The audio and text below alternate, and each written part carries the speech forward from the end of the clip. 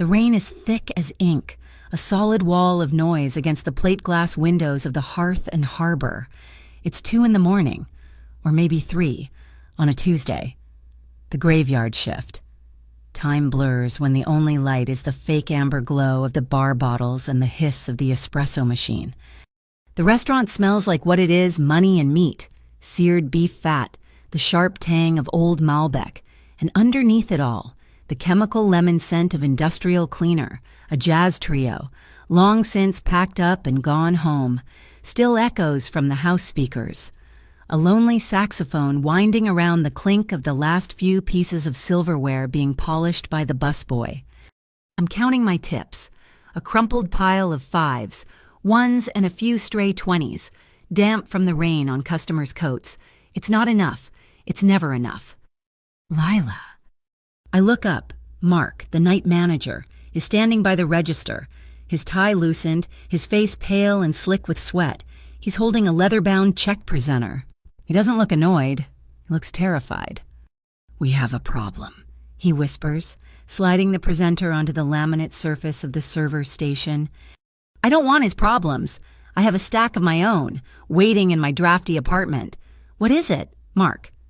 "Booth 4, the VIPs you were handling." My stomach tightens. The men in the long coats, the quiet ones. What about them? "They're gone." "Gone they paid. Right, I ran the ew." "They walked. Lila slipped out right after you brought the last round of coffees. The door by the restrooms." I stare at him. "Walk, Mark. That tab was—" I know what the tab was. He opens the presenter. The bill is astronomical. My breath catches. $9,800.47. I feel the blood drain from my face. That's not a tab. That's a down payment on a car. That's a year of my rent. That's Aunt May's next 6 months of medication, the kind the insurance barely covers 0.25% of. "So call the police," I say, my voice sounding thin. "And say what?" Mark snaps, his fear turning to irritation. "That a table of ghosts vanished. You know who that was, Mercer. You know who you were serving." I shake my head. I'd recognize the name on the reservation. Of course. Scarlatti. A name that hangs in the air in Lake Crest, Illinois. Like the smell of the steel mills over the lake. You hear it, you look away. That was Vito Scarlatti's party. My hands, tucked into the pockets of my black apron, go cold. He doesn't dine and dash. "Mark, it's a mistake." "It's not a mistake. It's a $9,800 hole in my nightly report." He leans in, his own cheap cologne making me want to gag. "And you were their server. It's on your head." "That's not policy. You can't—" "I can," he hisses. "I can hold your paycheck indefinitely. I can call the cops right now and file a report. And when they investigate, they're going to say it's an inside job. They always look at the server first. How easy would it be? Lila, you forget to run the card. They slip you $1,000 in the parking lot. Easy." The threat hangs in the air, sharp and ugly. He's not just threatening my job. He's threatening my life. "I don't have that kind of money," I say, my voice trembling now. "I can hold your check," he repeats, tapping the bill. "And the next one. And the one after that. Or you sign for it. You take responsibility. We'll work out a payment plan. You know, from your wages." He means I'll be working for free, for months, maybe a year. I look at the clock. 2:07 a.m. I think of the red-bordered notice from the electric company on my kitchen counter. I think of the pharmacy bill. Already 30 days past due. The men in booth 4, I remember them, 4 of them, all in dark, expensive-looking coats, even inside. They spoke quietly, but the man in the center, he hadn't spoken at all. Vito Scarlatti. He'd just watched. Black shirt, no tie, eyes the color of polished steel. He didn't seem like the kind of man who forgot anything. He seemed like the kind of man who did exactly what he intended. Maybe this was a test. Maybe it was a power play. It didn't matter. The check was here, and he was not. Mark slides a pen toward me. My hand is shaking. I pull it from my pocket. I uncap the cheap plastic pen. My signature is neat, though Nan-O-T. Lila Mercer. I press down hard. The ink Nan-O-T'd ing on the thin paper. Each letter is another link in a chain. Mark snatches the slip before the ink is dry. Good choice. Mercer, you can clock out. He turns and walks away, his shoulders already visibly relaxing. He saved his own skin. I stand there for a full minute, the saxophone solo whining about lost love. I clock out. The swinging door to the kitchen smells of bleach and old grease. My locker is damp. I pull on my threadbare coat, shoving my $74 in tips into the pocket. My shoes, cheap black flats, are already soaked from the walk-in 3 hours ago. The parking lot is a black mirror, shattered by the downpour. The wind coming off Lake Michigan is brutal. Even in the city, my car, a 1998 Toyota that's seen better decades, is huddled by the lone, sputtering street lamp. I slide in, the vinyl seat cold and cracked against my legs. I put the key in the ignition. Click. I turn it again. Click, click, whir. Nothing. The battery, dead, of course. I lean my head on the steering wheel. The plastic is frigid. I don't cry. Crying is a luxury. Crying means you think there's a chance things might get better. I'm just tired. Bone tired. The walk is 12 blocks. 12 blocks in the freezing, horizontal rain. My apartment building, the Lake Crest Arms, is a generous name for a brick box that smells of boiled cabbage and damp drywall. The front door lock is broken, so I just push my way into the dim lobby. And I stop. There's a vehicle parked at the curb, right in front of the rusted no parking sign. It's not a car, it's a Fortress. A black, matte finish SUV. It's huge, monolithic, like a block of polished obsidian. It doesn't even look like it's from this planet. The rumor's $3 million for one of these custom armor, reinforced chassis, an interior built for a king. It's idling. I can't hear the engine, but I can feel it. A low, guttural purr, like a panther waiting. This is not my world. I try to walk past it, head down, key to the inner door already in my hand. None of my business. The passenger window glides down. The glass is thick, at least an inch. It moves in perfect, terrifying silence. Miss Mercer. I freeze. A man in a driver's suit is leaning across the passenger seat, earpiece, square jaw. Mr. Scarlatti requests a moment. My stomach clenches so hard I taste bile. This is it. The other shoe. They didn't just walk. They're back. For what? To laugh to finish the job. My hand tightens on my keys, the metal digging into my palm. I scan the alley. It's empty. The streetlight at the corner is busted. This is danger. Every instinct in my body screams, run. But the outline of the room are danger and opportunity. My rent is due Thursday. My car is dead. My paycheck is gone. What exactly do I have left to lose my dignity? Mark took that 2 hours ago. I turn slowly. The back door of the SUV opens. It doesn't swing. It just presents itself. It opens with a heavy, satisfying thunk, like a vault. A pool of warm, golden light spills onto the wet pavement. The smell hits me first. Rich, real leather and cedarwood, sharp and clean, the smell of a forest I've never been to. I take one step, then another. I duck my head and slide inside. The door closes, and the world vanishes. The sound of the rain, the wind, the distant siren gone, sucked into the thick upholstery.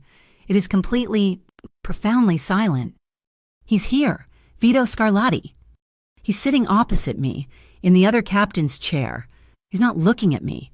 He's looking at the receipt from the Hearth and Harbor. My receipt, the one I signed. It's resting on the polished, dark wood console between us. He's just as I remember from the booth, still. The black shirt fits him perfectly. His eyes, when he finally lifts them, are exactly as I remembered. Forged steel. They don't hit me. They assess me. Weigh me. Why not let the restaurant handle it? His voice. It's deep, calm, not a hint of an accent, just weight. It fills the silent cabin. I meet his gaze. I am too tired, too cold, and too broke to be intimidated. I'm already ruined. Because I need my job tomorrow. It comes out flat, honest. He studies me for a long beat, 1 second to a tiny, almost invisible nod. He seems to have found the answer he was looking for. He slides an envelope across the console. It's thick, cream-colored, expensive paper. That's for the inconvenience. I pick it up. It's heavy. I open the flap. It's cash, stacks of hundreds, crisp and new. I thumb the first packet. It's far too much. It looks like double the tab. You just bought yourself a problem, Miss Mercer, he says. His voice still that same impossible, level calm, and protection. Protection from Mark. There's something else in the envelope, under the money. I pull it out. It's a card, not paper, it's metal. Heavy, cold, black-brushed metal with an emblem etched into it, a constellation, 3 stars in a line. Orion House. I've heard the name. Whispers. A ghost company, a private fund that buys up shipping terminals. Something not real. My pride, the last little ember of it, kicks in. I count out the money. 9,500, 6, 7, 8, $9,800. I place that stack on the console. I push the rest of the cash and the envelope back across to him. This is what I paid, I say. Vito Scarlatti actually raises an eyebrow, just a fraction of an inch. The rest is for the trouble, he says. The trouble was Mark, not you. My voice is shaking, but I don't care. I don't take tips I didn't earn. My hand closes around the metal card. I'm keeping that, I don't know why. Curiosity, practicality, maybe just to prove this moment was real. He looks at the stack of money I pushed back. He looks at me. A long, silent moment stretches, thick with the smell of leather and cedar. He doesn't seem angry. He seems interested. As you wish. The driver doesn't wait for a signal. The lock on my door clicks open. I slide out, back into the storm. The heavy door clicks shut, sealing him back in his silent $3 million world. The SUV doesn't drive away. It glides. No splash, no engine noise. It just disappears into the inky rain. I'm left standing on the sidewalk in front of my crumbling apartment building. The rain is soaking through my thin coat again, and my shoes are full of water. In my left hand is a damp stack of cash, $9,800. In my right hand is a cold black metal card. The air feels different. The electric company, the pharmacy, the dead car, they're still problems, but they feel small. A small decision. I signed a check, I got into a car, and I know, standing there in the downpour, I just pulled the pin on a grenade. I've stepped into the orbit of the most dangerous man in Lake Crest, and I have no idea if the card in my hand is a shield or the target. I slept with $9,800 under my mattress, and I didn't sleep at all. The rain finally stopped around 4 in the morning, leaving that dead pre-dawn silence where you can hear the city breathing. I kept touching the black metal card on my nightstand, Orion House. It felt heavy, like a mistake I couldn't undo.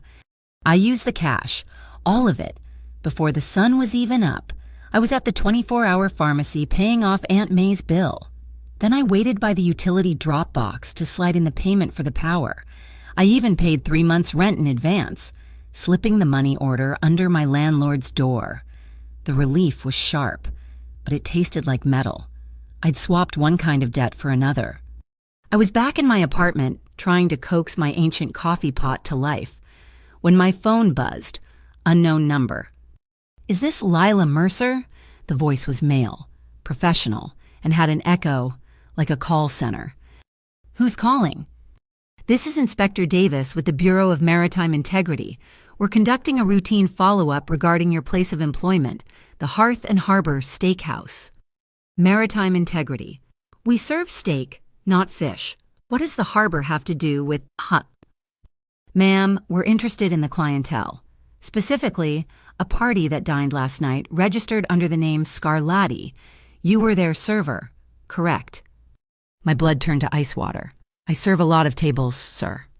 This table left without rendering payment, he pressed, his voice suddenly less friendly. "A tab of approximately $9,800. We're investigating potential financial irregularities linked to the Port Authority. We need to know what you discussed with Mr. Scarlatti." "Discussed?" I asked him if he wanted sparkling or still. "Did he give you anything, Miss Mercer? Any items, paperwork?" "A package." I thought of the envelope, the metal card. He gave me a headache. "Look, my manager handled the bill." "Your manager claims you settled the bill personally. That's unusual, isn't it? For a waitress to cover a nearly $10,000 check." I was trapped. I was protecting my job. I have to go. "This investigation is ongoing. We'd appreciate your full cooperation. We may need you to come in." The line clicked dead. I stood there, my hands shaking, the coffee pot gurgling behind me. Bureau of Maritime Integrity? It sounded important. It also sounded completely fake. That's when I noticed. The air in my apartment was different. I'm meticulous.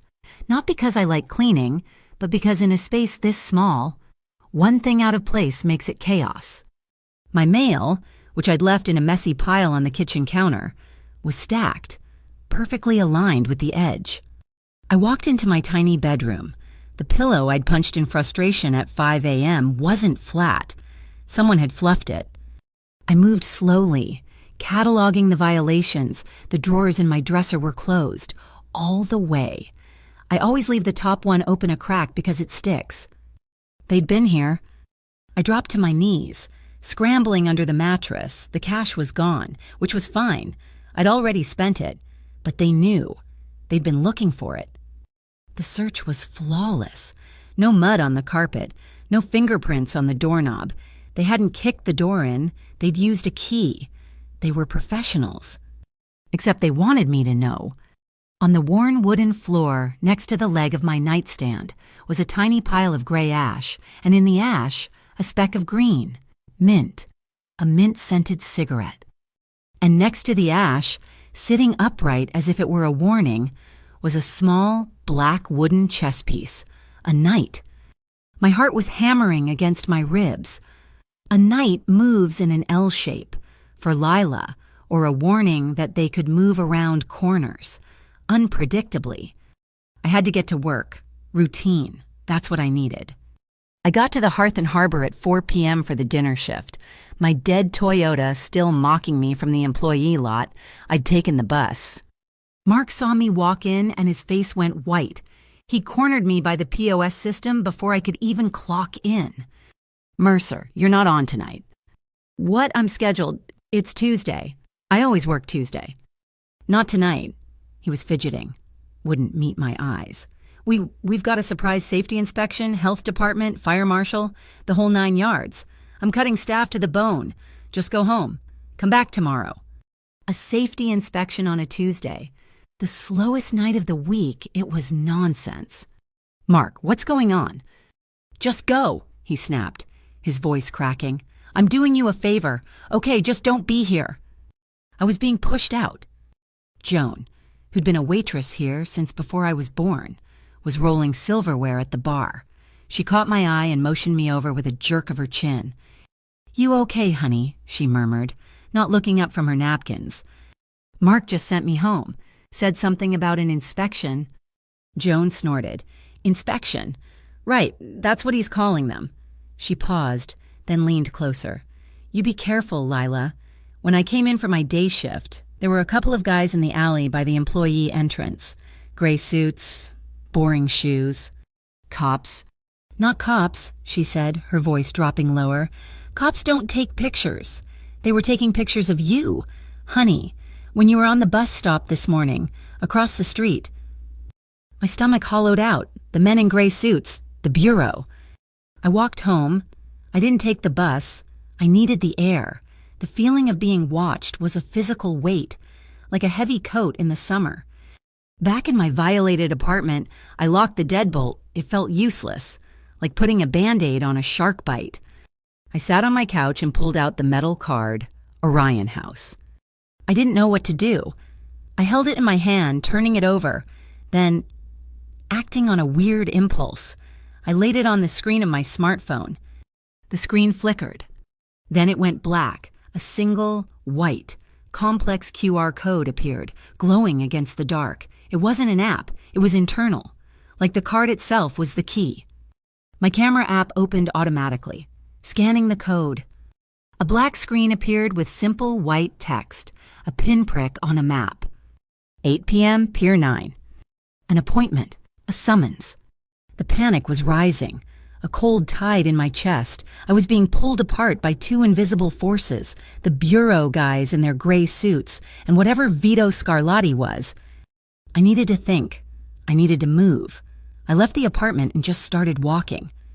I was halfway down my block when I heard crying. Little Sammy Diaz from 3B was sitting on the apartment steps, his face tear-streaked. "Hey, what's wrong, champ?" "It's Buster," he sobbed. He ran off. My mom's gonna be so mad." Buster was a small, hyperactive terrier mix, a notorious escape artist. Okay, let's go find him." I said. It was an excuse to walk, a problem I could actually solve. We walked the alleys, calling his name, and that's when I saw them. They were across the street. Two men. Not in gray suits. These were different. Jeans, dark hoodies, nondescript. They were trying to look casual, one leaning against a lamppost, the other checking his phone. But they weren't casual. Their eyes never left me. I picked up Sammy. Okay, let's try the park. As I carried the kid, I watched them. They didn't move. They weren't following us. They were following me. Sammy, from my shoulder, suddenly yelled, "Buster, there he is!" The dog was sniffing a trash can half a block down. Sammy wiggled. I put him down and he sprinted, screaming the dog's name. The men in the hoodies didn't even flinch. They didn't look at the screaming kid. They didn't look at the dog. Their attention remained locked. 100% on me. That was the moment the fear really crystallized. This wasn't a mistake. I wasn't a witness. I was a target. I got Sammy and Buster back to their door and hurried back to my own. There was a package leaning against my door, a simple brown paper-wrapped rectangle. No name, no return address. I took it inside, my hands shaking so badly I could barely tear the paper. It was a stack of papers, just copies. A contract, a medical services agreement from St. Bridget Mercy Pavilion. My heart stopped. It was Aunt May's file.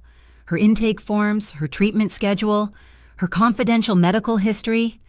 Information that only the hospital's private servers would have. Someone had dug into the one part of my life that was fragile, the one part that was innocent. This wasn't about a restaurant bill. This wasn't about my job. This was a threat. My phone rang again. Unknown number. I snatched it. Who is this? A woman's voice this time. Soft, smooth, almost a whisper. Lila Mercer. What do you want? You're in over your head. The men who visited your apartment, they aren't your friends. But Scarlatti isn't your savior. Who are you?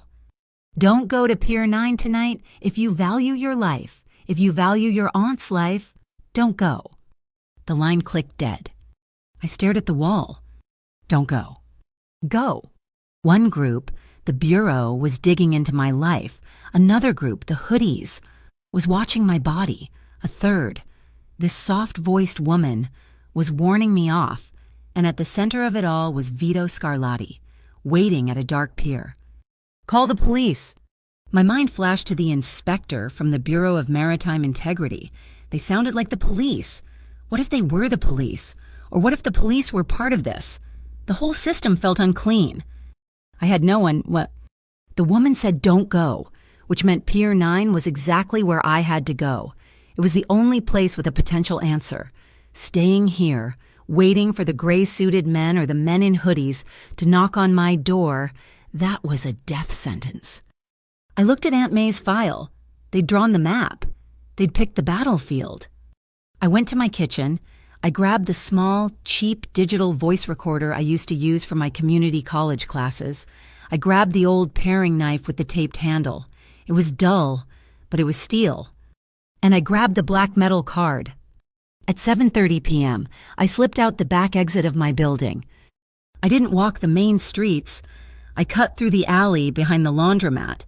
I could hear the echo of my own footsteps, too loud in the narrow passage. A sound behind me, not footsteps, an engine. A motorcycle, low, throaty. I glanced back, a single headlight, half a block away. It wasn't moving fast, it was pacing me.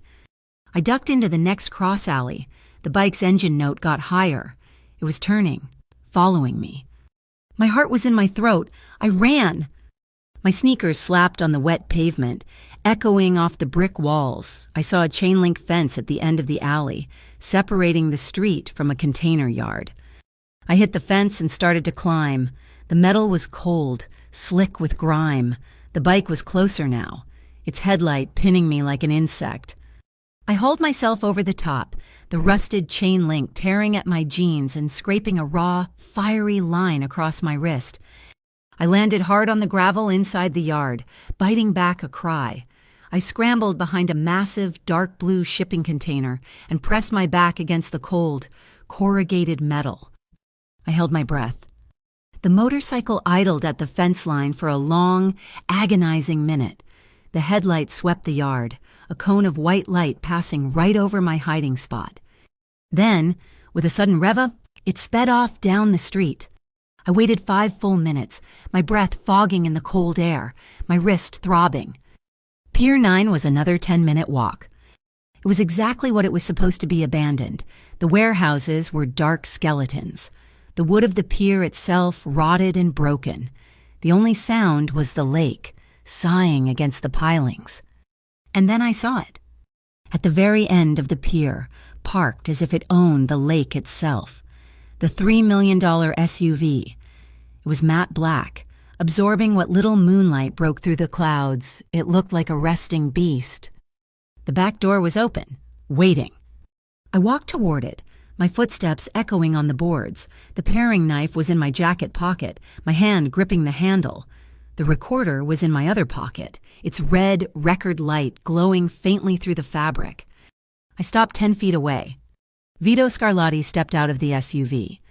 He wasn't in a black shirt tonight. He wore a dark, perfectly tailored suit. He looked at me, and the night seemed to center on him. His eyes didn't go to my face first. They dropped, just for a second, to my hand, the one I'd scraped on the fence. He'd seen the raw, red scratch on my wrist. "Who followed you?"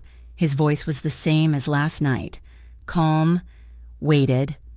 I took a breath, letting go of the knife. "2 groups," I said, my voice surprisingly steady. One posing as government agents. They called themselves the Bureau of Maritime Integrity. They searched my apartment. The other, I don't know, a motorcycle. He tailed me through the alleys. Vito Scarlatti nodded, as if I'd just confirmed the weather. He looked from me to the dark, empty warehouses around us. "Tonight," he said, "you're with me. I don't get into the $3 million SUV, not this time." Vito simply motions toward his own driver's side door. "You'll ride with me." It's not the Fortress on wheels. It's a dark gray sedan. So sleek and anonymous, it's almost invisible in the night. It looks like something a high-level bank executive would drive. Expensive, but quiet. The moment I'm inside, I realize it's just as customized as the SUV.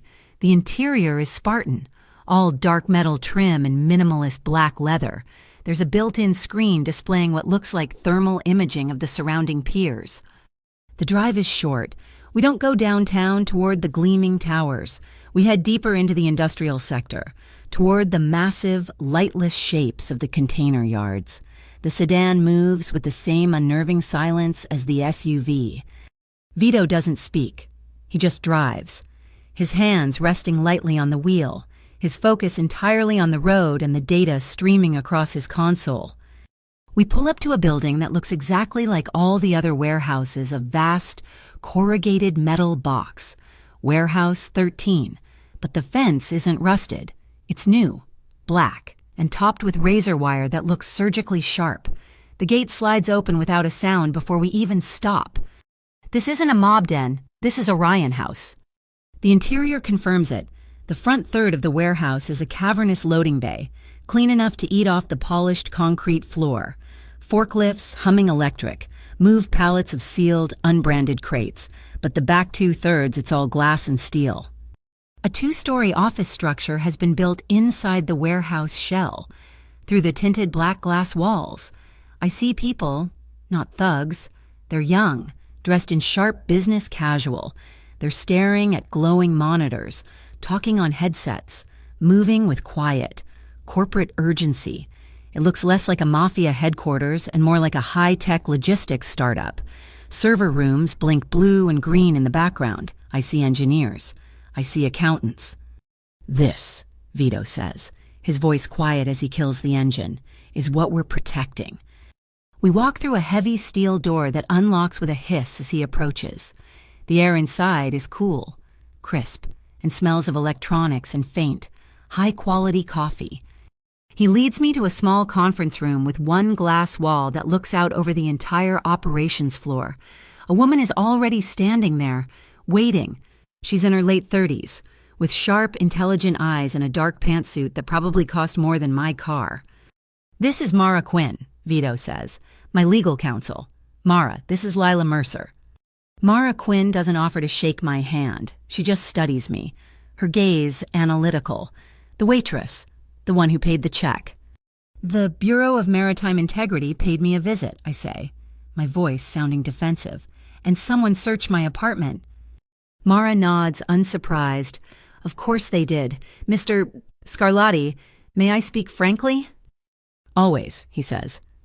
"Miss Mercer," Mara says, turning her full attention to me.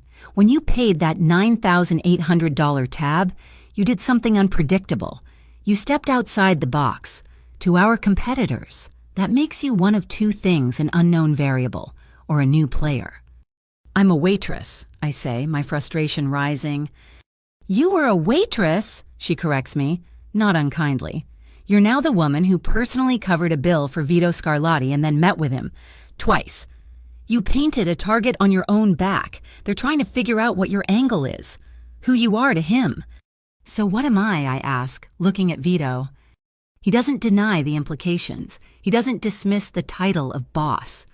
He just states the facts, his voice resonating in the quiet room. "Orion House controls the logistics chain for this side of the lake.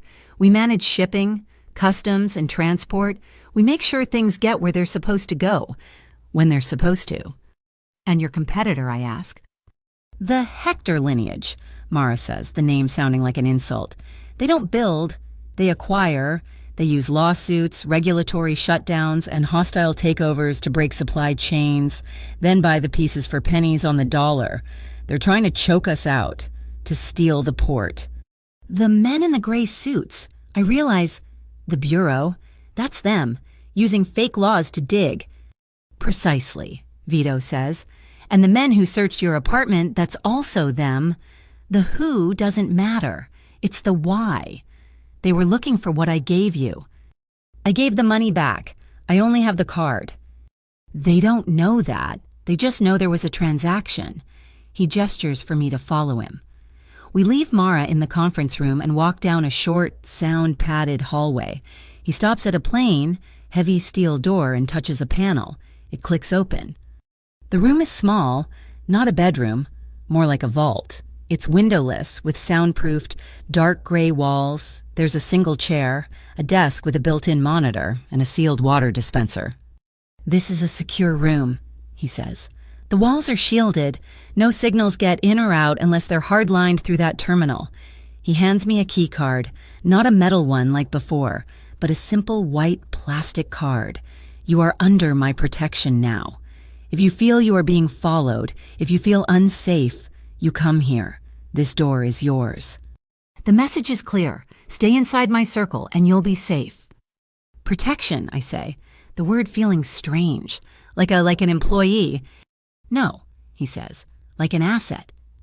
He reaches into his suit jacket and pulls out another envelope. My stomach clenches. But this one is different. It's a standard business envelope. "You returned my money," he says. "I respect that. This is not payment." I open it. It's not cash. It's a contract, a few pages, printed on heavy bond paper. The title at the top reads Civil Protection and Observation Agreement. It's a legal document. It outlines services, provision of personal security, secure transport, data shielding, and in return, observational feedback. Situational reporting. It's written in dense legalese, but the meaning is clear. He's offering me a job, a fake job, a way to legitimize his protection, to put me officially on Orion's books. I'm not forcing you to sign it, he says, seeing the look on my face. Keep it. Read it. Sign it when you feel you need it. I fold the papers and put them in my pocket, next to the dull paring knife. One question. He waits. The dinner, the $9,000 bill, what was that? And you don't seem like the type to dine and dash. And it doesn't seem like a test for your enemies. It was a test for me. A flicker in his steel gray eyes. Almost a smile, but not quite. It's the first hint of warmth I've seen. It was a counterintelligence probe, he admits. We knew Hector was watching the restaurant. We knew they had an inside man, probably your manager, Mark. We wanted to see how they would react to an anomaly. The unpaid bill was the anomaly. And me, you were the variable. I wanted to see what a normal person would do. Fold, call the cops, run. I needed to see your instinct. And you paid the check, he says simply. You took the hit to protect your own future. You were practical. Then you gave the money back. You were proud. You're not easily bought, and you're not easily broken. You passed. My anger flares, cold and sharp. You used me. You put my job, my life, on the line just to see what I'd do. I put you in a situation I already intended to correct, he says, his voice flat, unapologetic. And in doing so, I found you. Now, let's see who's hunting you. He leads me back to the operations floor, to a desk in a dark corner. A tech with a headset nods at Vito and brings up a new screen. Got the feed from the alley cam. Mr. S. The one you flagged. The footage is grainy, black and white. It's the alley behind my building. It shows me climbing the chain-link fence. The motorcycle's headlight flares, catching my arm as I pull myself over.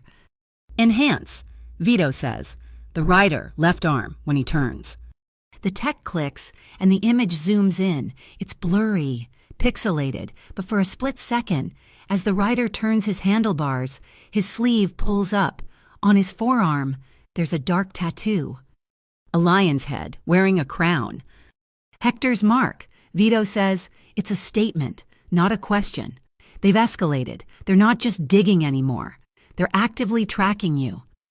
Before I can process what that means, my phone buzzes in my pocket, the one I brought with me. I pull it out. The screen says, Aunt May. My heart leaps. She's at St. Brigid's. She's not well. I have to take this. It's my aunt. Vito nods, his expression unreadable. I hit accept on the video call. Aunt May's face appears. She's pale, lying back against a hospital pillow, an oxygen tube in her nose, but she's smiling. Lila, honey, I just wanted to see your face.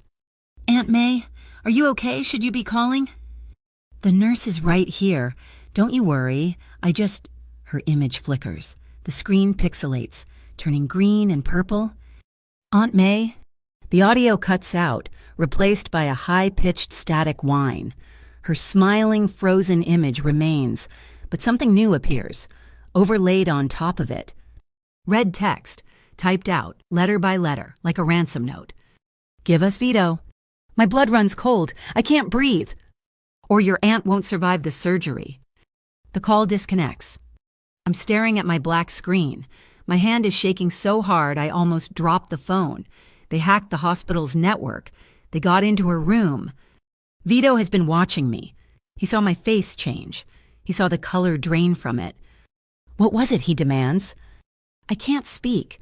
I just show him the phone, as if the message is still burned onto the screen. They threatened my aunt. They said she wouldn't because of you.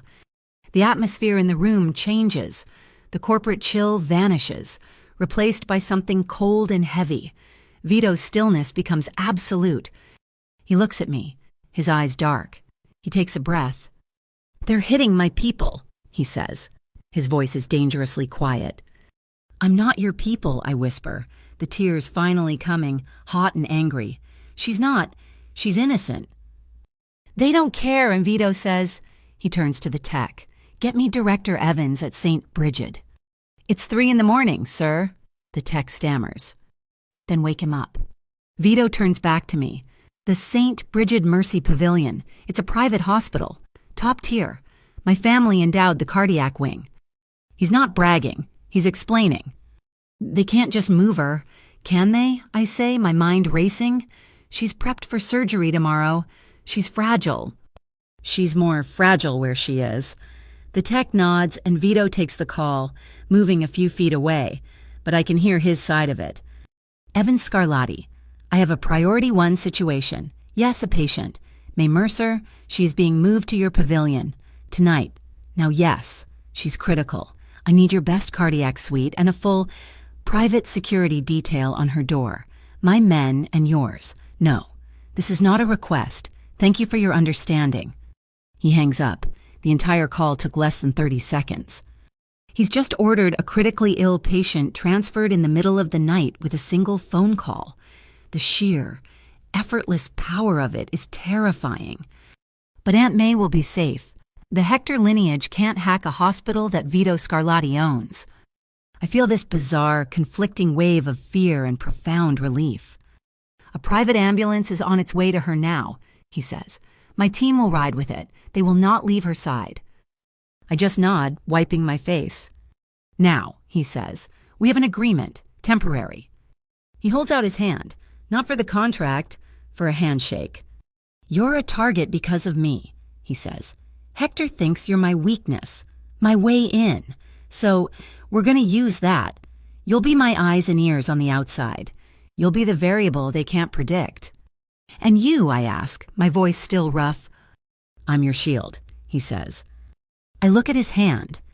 This is the deal.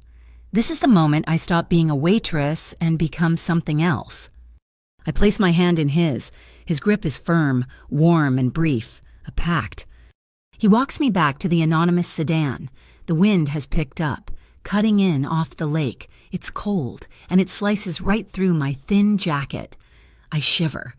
The adrenaline finally fading, leaving me exhausted. I'm about to get in the car when he stops. He takes off his own suit jacket. It's dark wool, heavy and impeccably tailored. Before I can protest, he drapes it over my shoulders. It's not a gentle or sentimental gesture. It's practical. An order. You are cold. Take this. But it's warm. It's so warm. It smells like him, not cologne, but clean. Sharp cedar and something metallic. I look up to thank him, and I'm suddenly closer to him than I've ever been. I'm standing inside his personal space. I can see the faint lines at the corners of his eyes. I can see that his eyes aren't just steel. There's a ring of darker gray around the pupil. The air crackles. The world narrows to the few inches between us. The sound of the wind, the humming of the warehouse. It all fades. There's a spark. A silent, sudden pull that has nothing to do with threats or contracts. My breath catches in my throat. He sees it. His gaze drops to my mouth for a half a second. Then he blinks. The mask slams back down. He takes a deliberate step back, breaking the spell. Get in the car, Lila, he says, his voice flat again. The night's not over. He didn't take me home. My apartment was a compromised box, a fishbowl.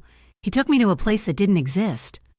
A residential tower downtown, all black glass and steel, where the elevator required a thumbprint and opened directly into a penthouse apartment. It was sterile, cold, and massive. It looked like no one had ever lived there. The furniture was all low profile, gray and sharp. This is a clean room, he'd said, leaving me in the enormous living room that overlooked the lake. No one knows I own it, not even Mara. Rest. You're no good to me, exhausted. He left.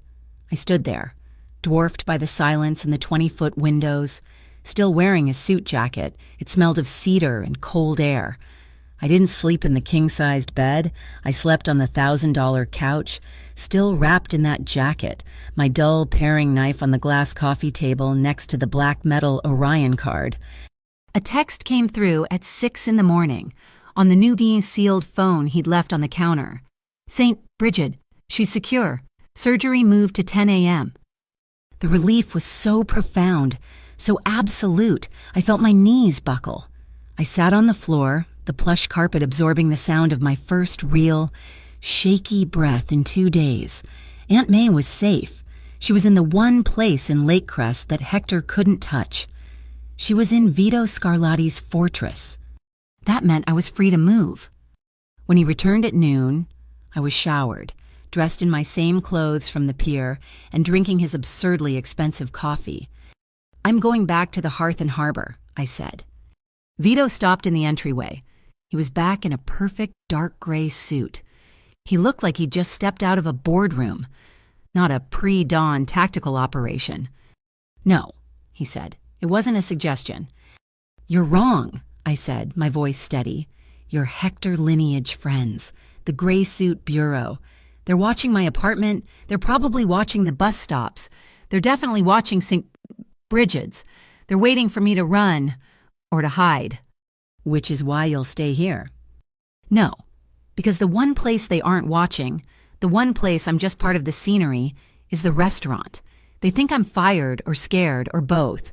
They don't expect me to show up and ask for a fill-in shift. It's the only place I can listen. Vito, it's where this started." He studied me, his face impassive. I was challenging a direct order. The man I'd seen move last night, I knew what he was capable of. But I also knew I was right. "Mark, your manager, is their man," he said. "He'll report you're there in 5 minutes." "Good, let him. It shows I'm desperate for cash. It shows I'm just a stupid waitress in over her head, trying to get her job back. It's the perfect cover." A long, silent beat. "You'll be wired. My team will be in the kitchen and in a car across the street. You wear the earpiece, you hear trouble, you walk. You don't stop, you don't talk, you walk." "Fine." "And Lila," he said, his voice dropping, "you're not going to get your job back. I spoke to your owner this morning. Mark is no longer your manager." My jaw tightened. "You had him fired." "I had a problem removed," he corrected. "The new manager has been instructed to give you a double shift for inventory. You'll be in the back, mostly plausible." My return to the Hearth and Harbor was surreal. The lunch staff looked at me with a new kind of awe. Mark was gone. Just gone. The new manager, a nervous woman I'd never seen before, just pointed me toward the dry storage. I didn't stay in the back. I bussed tables, I ran food, I listened, and I watched for Dante Rook. He came in at 2:30, like clockwork. Rook was a harbor institution, a man who traded in information. He always sat at table 10, drank single malt scotch for lunch, and spoke too loudly. Today, he was agitated. I waited until his glass was low, then moved in. "Another Macallan, Mr. Rook." He looked up, distracted. Yeah, and tell your chef the oysters are soft. Soft, like the port commissioner's spine." He was talking to someone on his phone, an unlit cigar in his other hand. I lingered, wiping down the empty table next to him. "I don't care what the manifest says," Rook barked into his phone. "Hector is turning the screws on everyone. They're not looking for product. You idiot. They're hunting a ghost container. That's the word on the water." My hand stopped, just for a second, on the table. "Yeah, a ghost," he continued. "Supposed to be holding some kind of digital ledger. The whole logistics book. Triple locked. They say whoever gets their hands on it, they don't just win. They own the lake. Now, find my shipment." I moved away, my heart hammering a new rhythm. Ghost container, digital ledger. I went to the server station, my mind racing, the bill, the $9,800. It was a test. It was a probe. But what if it was more? What if it was information? The number itself, 9800. It was too clean, too perfect. I thought about the bill. I didn't have it. Vito did. But I remembered it. The total, $9,800.47. The cents, they weren't important. 9800. I looked at the delivery schedule taped to the wall, the one showing a map of the Lakecrest Port Authority. It was a grid, piers, sections, channels.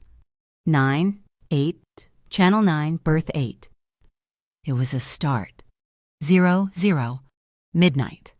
I felt a buzz in my pocket, the new phone, a text from Vito. Lobby, 5 minutes, see. My shift wasn't over. I ignored it. I went into the manager's office. The new manager wasn't there. I looked at the reservation book for the night of the dinner. Scarlatti, booth 4, 8 p.m. I flipped back. I found the master copy of the receipt, the one I'd signed. My signature was a dark, angry scrawl at the bottom. The total $9, 800.47. But the bill number, the string of digits at the top, BN 98340300. I stared at it. It wasn't a random string. It was a code. 9834 0300. My breath caught. It wasn't Channel 9, berth 8. It was Pier 34. And 0300, 3 a.m. 98 Section 9, Row 8. It was a coordinate and a time. I had it. I ripped the page out of the book. My phone buzzed again, angrily. Now. I ran out of the office and straight into the new manager. Inventory's done, I lied, and pushed past her, heading for the employee exit in the alley. I was flying. I had the answer. I burst out into the alley, the cold air hitting my face. And I ran right into them. The gray suits, Inspector Davis and his partner, they weren't smiling. Miss Mercer, Davis said, his voice flat and dead. We told you we'd need you to come in. You've been difficult to locate. I'm busy, I said, trying to shoulder past him. His partner grabbed my arm, my bad arm, the one scraped raw from the fence. I cried out, a sharp gasp of pain. We insist, Davis said, pulling out a pair of handcuffs. You're interfering in a federal investigation. She said she's busy. The voice came from everywhere. It was Vito's. A shadow detached itself from the alcove by the dumpsters. He was in a long, dark coat, not his suit. At the same time, the silent $3 million SUV crept into the mouth of the alley, blocking the only exit, its headlights snapped on, blinding. The two agents froze, hands dropping to their jackets. I wouldn't, Vito said, his voice calm. From the SUV, Vito's driver emerged, the square-jawed man, and he wasn't armed, and he didn't need to be. The agent holding me let go, turning to face the driver. It was a mistake. The driver moved with a speed that didn't seem human. He didn't punch. He used the agent's own momentum, redirecting him, and slammed his head hard against the brick wall. The agent crumpled. Inspector Davis fumbled for his weapon. Vito was on him. It was precise. An elbow to the wrist, breaking the draw, a hand to the throat, slamming him back against the SUV's reinforced fender. There was a crack as his head hit the steel. It was over in 2 seconds. No blood, no shots. Just two men, unconscious on the wet pavement. The back door of the SUV opened. I scrambled in, my heart pounding, the torn receipt clutched in my hand. Vito slid in after me, his face a mask of cold fury. The door sealed, and the world went silent. That was reckless, Lila, he said, his voice a low growl. You were told to leave. It worked, I said, breathless, shoving the receipt at him. I found it. It's not just the money. It's the bill. Look, bill number 98-34-0300. I saw his eyes focus on the number. The mask cracked. Pier 34, I said. 3 a.m., and I bet 98 is the coordinate. Section 9, row 8, it's the ledger. Dante Rook, that rumor broker. He said Hector is hunting for it right now. Vito stared at the paper, then at me. The anger was gone, replaced by that intense, calculating assessment. I'm not a piece of porcelain you can hide in a safe. Vito, I said, my voice shaking but strong. I told you I'd be your eyes. I found it. He nodded, just once. It seems you did. We were back at Orion House. Mara Quinn was waiting in the glass conference room. She's right, Mara said, her fingers flying across a keyboard. Delta Pier 34. It's a restricted zone, scheduled for a customs sweep. But yes, an off-manifest container from the Dockway Consortium was logged an hour ago. It's scheduled for transport at 3 a.m. The ledger, Vito said. Why is it so important, I asked. Looking between them, it's just numbers. Right. It's not just Hector's money, Vito said, his eyes dark. It's their chain. Hector has been forcing shell agencies like your maritime integrity friends to provide illegal insurance policies for their high-risk smuggling. Then Hector arranges for the shipments to be lost. They cash out, the shell agency folds, and Hector buys the assets. The ledger proves it. It's the string that ties Hector's street muscle to a dozen legitimate shell corporations. It's the weapon we use to cut the head off the snake, Mara finished. I'm going, I said. No, Vito said. Yes. I held up the receipt. The lock. What's the combination? It's the total 9800. They're arrogant. They put the key right on the receipt. I'm the one who sees it. I'm the one who paid it. I'm going. Vito stared at me. I could feel the power rolling off him, the absolute authority, and I was defying it. One condition, he said, his voice final. You do not leave my side. You move when I say. You breathe when I say. Understood. Understood. 2 a.m. We were at the edge of the Delta 34 yard. I was in a black thermal jumpsuit, a baseball cap pulled low, and a fake ID clipped to my belt. Dockway Consortium, safety inspector. Vito was a shadow, all black, all business. He handed me a tiny earpiece. Comms, channel 3. My ears only. Don't speak unless you're spoken to. I fumbled to put it in, my hair getting in the way. Stay still, he commanded. He stepped close, pushing my hair back. His fingers brushed my ear, the side of my neck. My skin lit up. He was adjusting the radio on my belt. His hands were professional, impersonal. But he paused. His gaze fell to my wrist, to the angry red scrape from the fence. His thumb brushed over the wound, just a feather-light touch. My breath hitched. It wasn't practical. It wasn't an order. It was something else. The air between us was electric, just like it had been outside the warehouse. I was trapped between his body and the metal wall of a container, his scent of cedar and cold night air filling my lungs. I looked up, and his steel-gray eyes were locked on mine. He was too close. The whole world stopped, narrowing to the inches between us. I broke it first. I pulled my hand away, my heart doing a stupid, betraying flip. I'm fine. Let's go. He nodded. The moment gone. The mask was back. Delta Pier 34 was a graveyard of steel, smelling of diesel, salt, and the faint rot of the lake. The only sound was the creak and groan of cables as ships shifted in the dark. Vito's team, 4 shadows, including his driver, moved like they were part of the night. We found it, Section 9, Row 8. It was a dark red container. The ID number, or quatriant. That's not the Dockway ID, I whispered into my throat mic. It's a decoy shell. Vito's voice was a ghost in my ear. The ghost container. On the side, a heavy-duty keypad lock. Headlights, one of his men hissed. A truck, its lights off, rolled into the yard. 6 men piled out. Hector's team. They were carrying bolt cutters and a pry bar. Vito didn't hesitate. Take them. Quietly. What happened next, it wasn't a fight, it was an execution. Vito and his team moved like wolves. It was all silent, brutal efficiency, joint locks, precise strikes, disabling holds. Vito himself moved like a panther, taking down 2 men before they even knew he was there. It wasn't about causing pain. It was about ending the threat. It was terrifyingly clean. In 30 seconds, it was over. 6 men, zip-tied and unconscious. Lila, the lock! I ran to the container. There was a small ladder built into the side. I climbed, my fingers numb. The keypad was glowing green. 9800. I typed it in, the light flashed red. Access denied. My blood froze.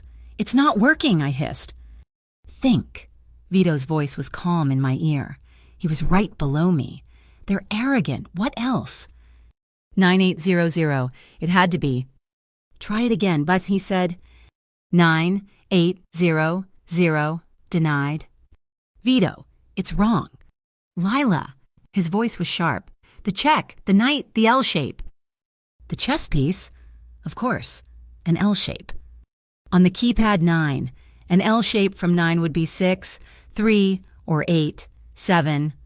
No, a reordering. The bill number, 98. The total, 98. Wait, I'm an idiot. It's not 9800, it's 9847. The cents. I tried it. Denied. I was sweating, my fingers slipping. It's not working. The night, he pressed. What did they leave in your apartment? A black night. What's the opposite? A white knight. The other night, the other bill, the one he tried to give me, the double amount. 19600. I typed it. Denied. Vito? Wait. His voice was tense. He was looking at the container ID. Or Steam. Lila, he said. The number I gave you, the code on the card. Orion and the bill. 9800. Rearrange it. The knight's move. 98 and L shape 0890. I punched it in. 0890. A loud click hissed through the night. The light turned green. Access granted. The heavy locking bar retracted. I grabbed the handle and yanked the heavy door open. Vito was on the ladder right behind me, a flashlight in his hand. He aimed the beam inside. It was empty. A vast, echoing, empty steel box. No, not empty. In the precise, dead center of the container was a single, small object. A white wooden chess piece. A knight. My stomach dropped to my feet. It's a trap. And then I heard it. Not a truck, not a whisper. A ship's horn, blaring, deafeningly close. And sirens, a dozen of them from every direction. Floodlights snapped on, one after another, turning the dark pier into a brilliant, harsh stage. We were pinned high up on the container, exposed. Bureau of Maritime Integrity, a voice roared over a loudspeaker. Hands in the air, you are surrounded. The gray-suited men. They were pouring onto the pier. Not 2 this time, but 20. They were wearing fake tactical vests and carrying very real weapons. Vito didn't swear. He didn't hesitate. He didn't even look at them. He looked at me. He grabbed my hand, not the scraped one. His grip was a steel clamp. Lila, he said, his voice a low, absolute command. Trust me. And he yanked me off the ladder, into the dark. 2-story drop between the containers. We didn't fall. The space between the containers was a narrow, dark canyon, but a row of stacked, empty pallets broke our landing. It was still a 12-foot drop. The impact shot up my legs and rattled my teeth, but nothing broke. Vito was on his feet before I'd even processed the landing, pulling me up. This way, move. His team was gone. They had vanished. We were alone, plunged into a maze of steel boxes, the air filled with the roar of the fake maritime integrity agents and the blare of sirens. He didn't run toward the exit. He ran deeper into the yard, toward the water. We moved for what felt like an hour, ducking through unlit tunnels, climbing over chain-link fences, and wading through a foul-smelling maintenance channel that came up to our knees. My thermal suit was soaked, my hands were numb, and the cut on my wrist was screaming. Finally, we emerged onto a deserted, unlit street. Miles from the pier, the anonymous gray sedan was waiting, parked in the shadow of a derelict overpass. How it got there? How his driver knew? I didn't ask. The drive was silent. I was shaking, the adrenaline draining away, leaving me freezing cold and sick. The trap, the white knight, it was all for nothing. They played us, I whispered, my voice hoarse. They knew we'd cracked the code. They wanted us there. They wanted to pin us for what? Breaking into an empty box. They wanted to expose me, Vito said, his voice flat. He was staring out the window, his jaw tight. They wanted to put my face on camera, surrounded by fake federal agents, creating a legal problem that Hector could exploit, a public-facing raid. It was smart. So they have the ledger. They have had the ledger, he corrected. They moved it long before we ever got there. We didn't go back to the sterile penthouse. We didn't go back to Orion House.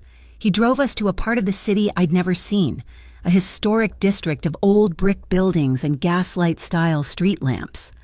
The lantern rooms. It wasn't a hotel, not really. It looked like an old, exclusive private club, with a dark wood door and a single polished brass plaque.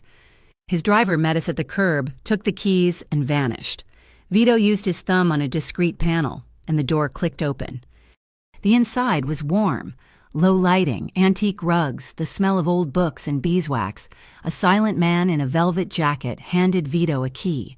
No words, no check-in. He led me to a room at the end of a long, carpeted hallway, a corner suite. He opened the door and stood aside. It was beautiful. A wall of windows looked out over the dark, churning lake. The rain had started again, lashing against the thick glass. The room was furnished with heavy, dark wood furniture, a fireplace with a gas-fed flame already flickering, and a bed that looked big enough for 5 people. My heart was still pounding in my ears, a frantic drumbeat that wouldn't stop. I was still in the soaked, foul-smelling jumpsuit. I walked to the window and just stared out. The water was black and angry, just like the feeling in my chest. "They beat us," I said.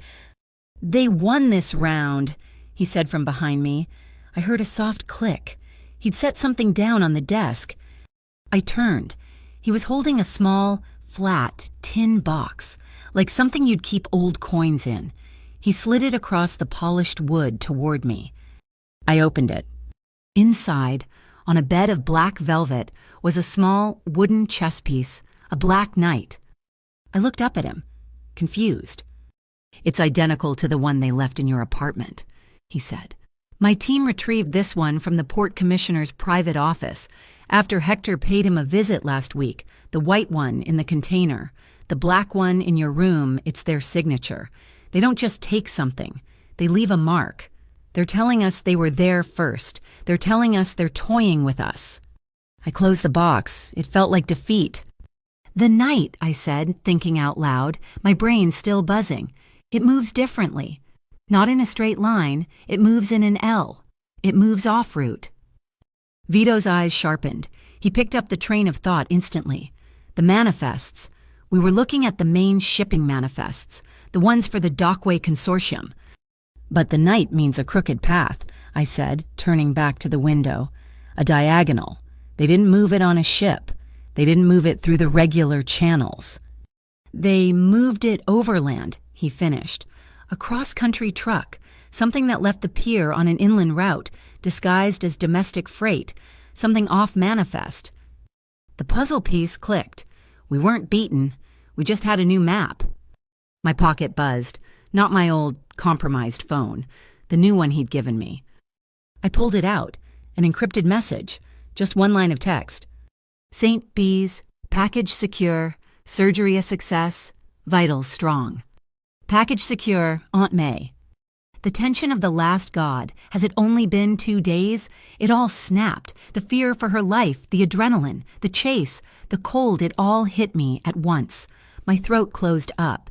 I didn't sob. I just couldn't hold the air in my lungs. My eyes burned, hot and sudden. I pressed my forehead against the cold glass of the window, my shoulders shaking.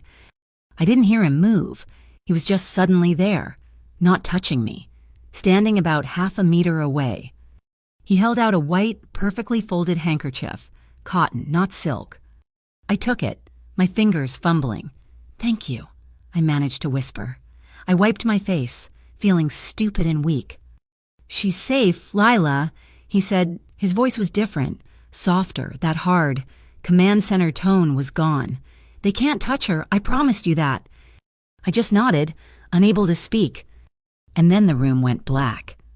Not just the lights in the room, the entire city. The power cut out completely. The faint hum of the building died. The gas fireplace hissed and went out. The only light was the distant, stormy sky over the lake. The silence that followed was absolute. And in that silence, the sound of the rain against the glass became a roar, a violent, drumming assault. The adrenaline was gone, the shock was wearing off, and I was just cold. The soaked jumpsuit was clinging to me, and I started to shiver. It was a deep, bone-rattling shake I couldn't control. "The power," I stammered, my teeth chattering. "Building backup generator. It'll be a minute." His voice was a calm shadow in the dark. I heard him move. A metallic scrape. A click. The blue-white cone of a small flashlight cut through the darkness. He wasn't aiming it at me. He was aiming it at a low cabinet. He pulled out a heavy wool blanket. "Get out of the wet clothes," he ordered. But the command was practical, not harsh. He tossed the blanket onto the chair. "There's a robe in the bathroom." While I was in the bathroom, gratefully peeling off the freezing, filthy suit and wrapping myself in a terry cloth robe that felt a mile thick, the lights flickered back on. Not the bright overheads, but the soft, warm table lamps, the building's private generator. When I came out, he had moved. The tin box with the night was gone. He was in the small kitchenette, filling an electric kettle with bottled water. He'd taken off his own dark tactical coat. He was just in a black, long-sleeved shirt that fit him like a second skin. He looked less like a boss, more like a man. He didn't say anything. He just focused on the task.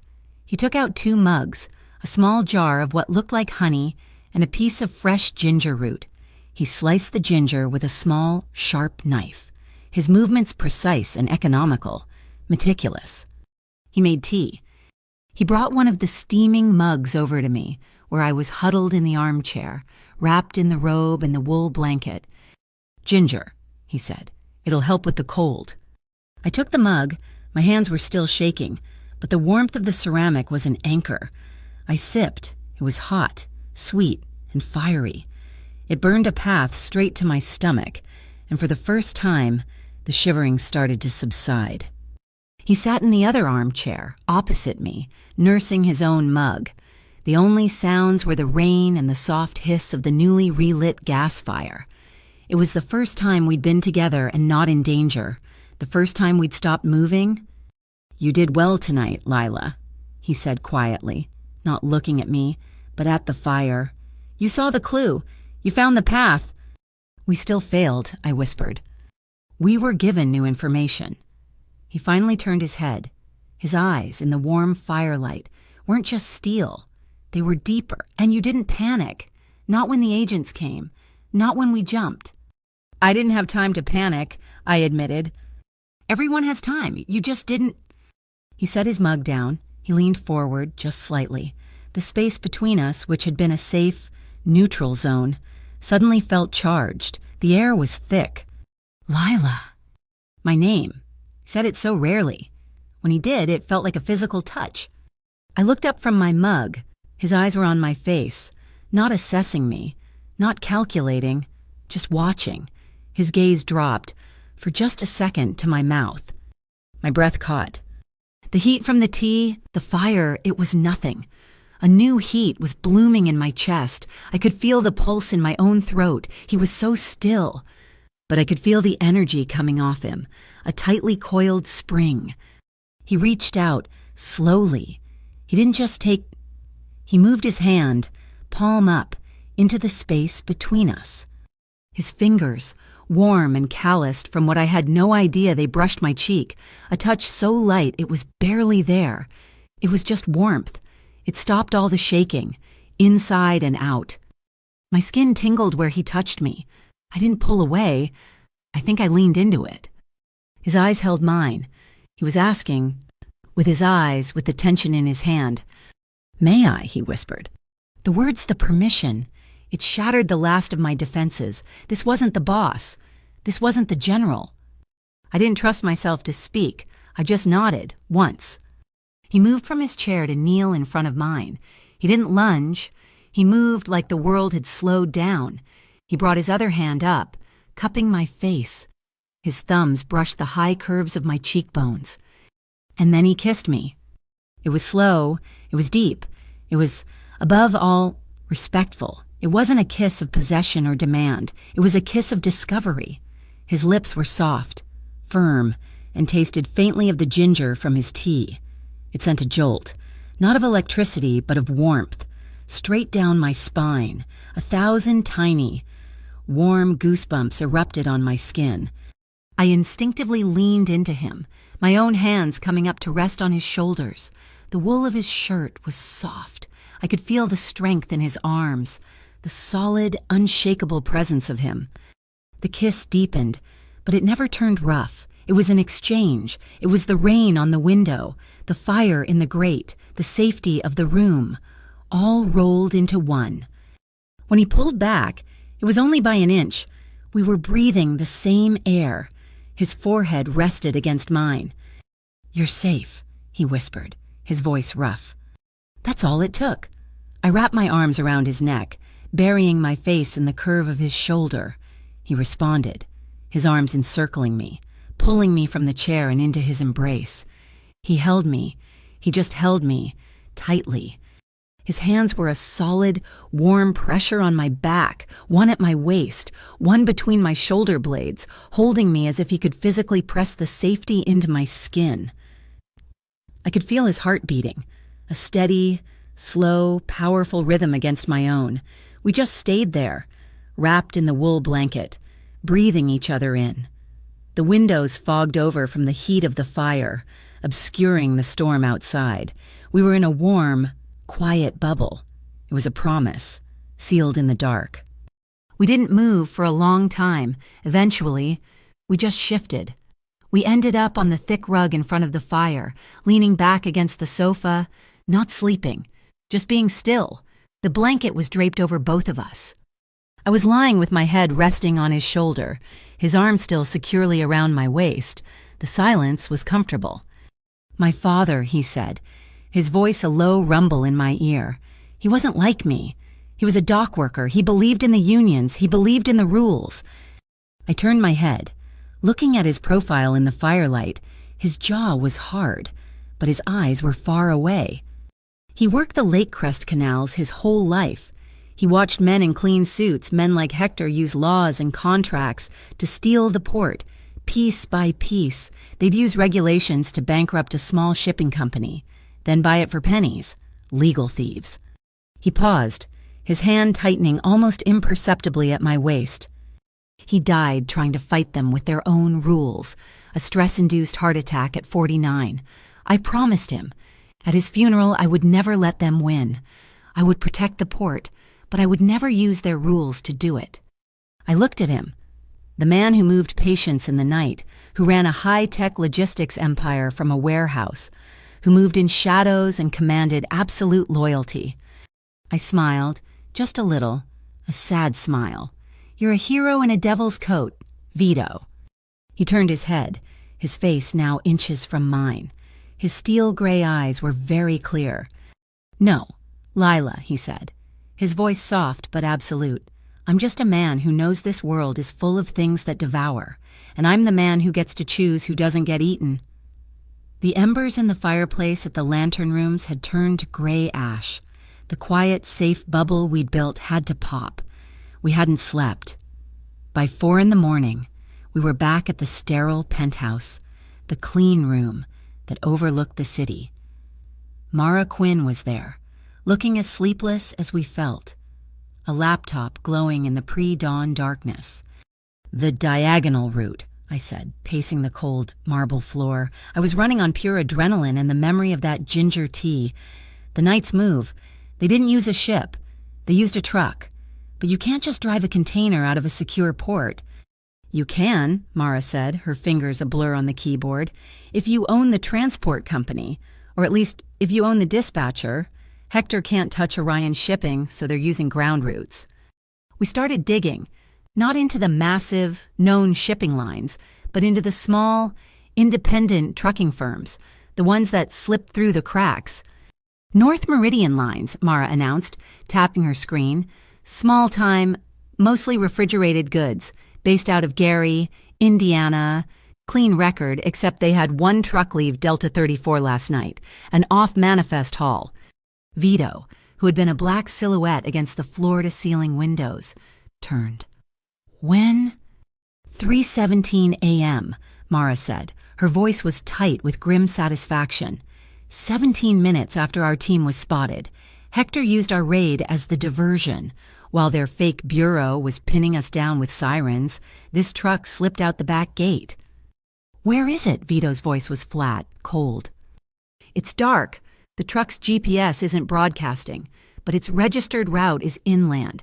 It has to cross the Riverside No. 7 bridge to get out of the county. Riverside 7, Vito said. A ghost of a smile touched his lips. Mara? Already on it, she replied. The city's traffic cameras on that bridge are flickering. Seems to be an emergency maintenance issue. As of 10 minutes ago, it's a complete blind spot.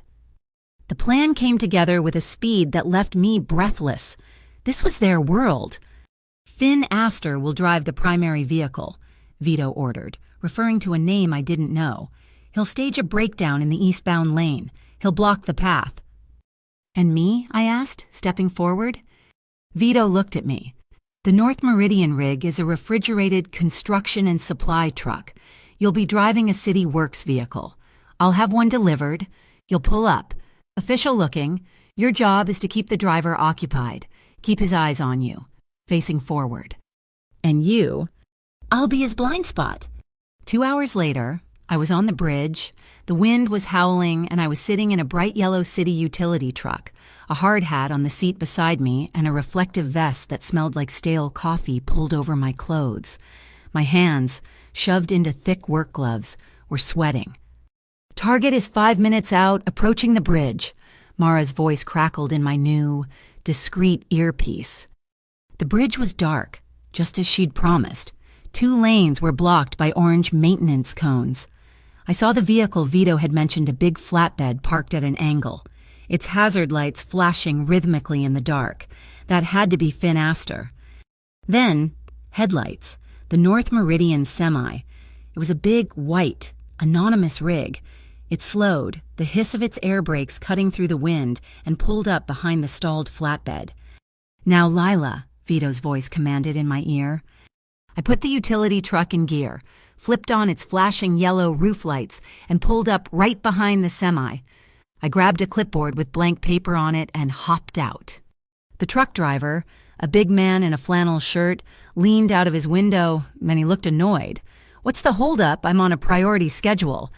Sorry, sir, I called up, pitching my voice to sound tired and bored. Whole bridge is a mess. City crew hit a water main.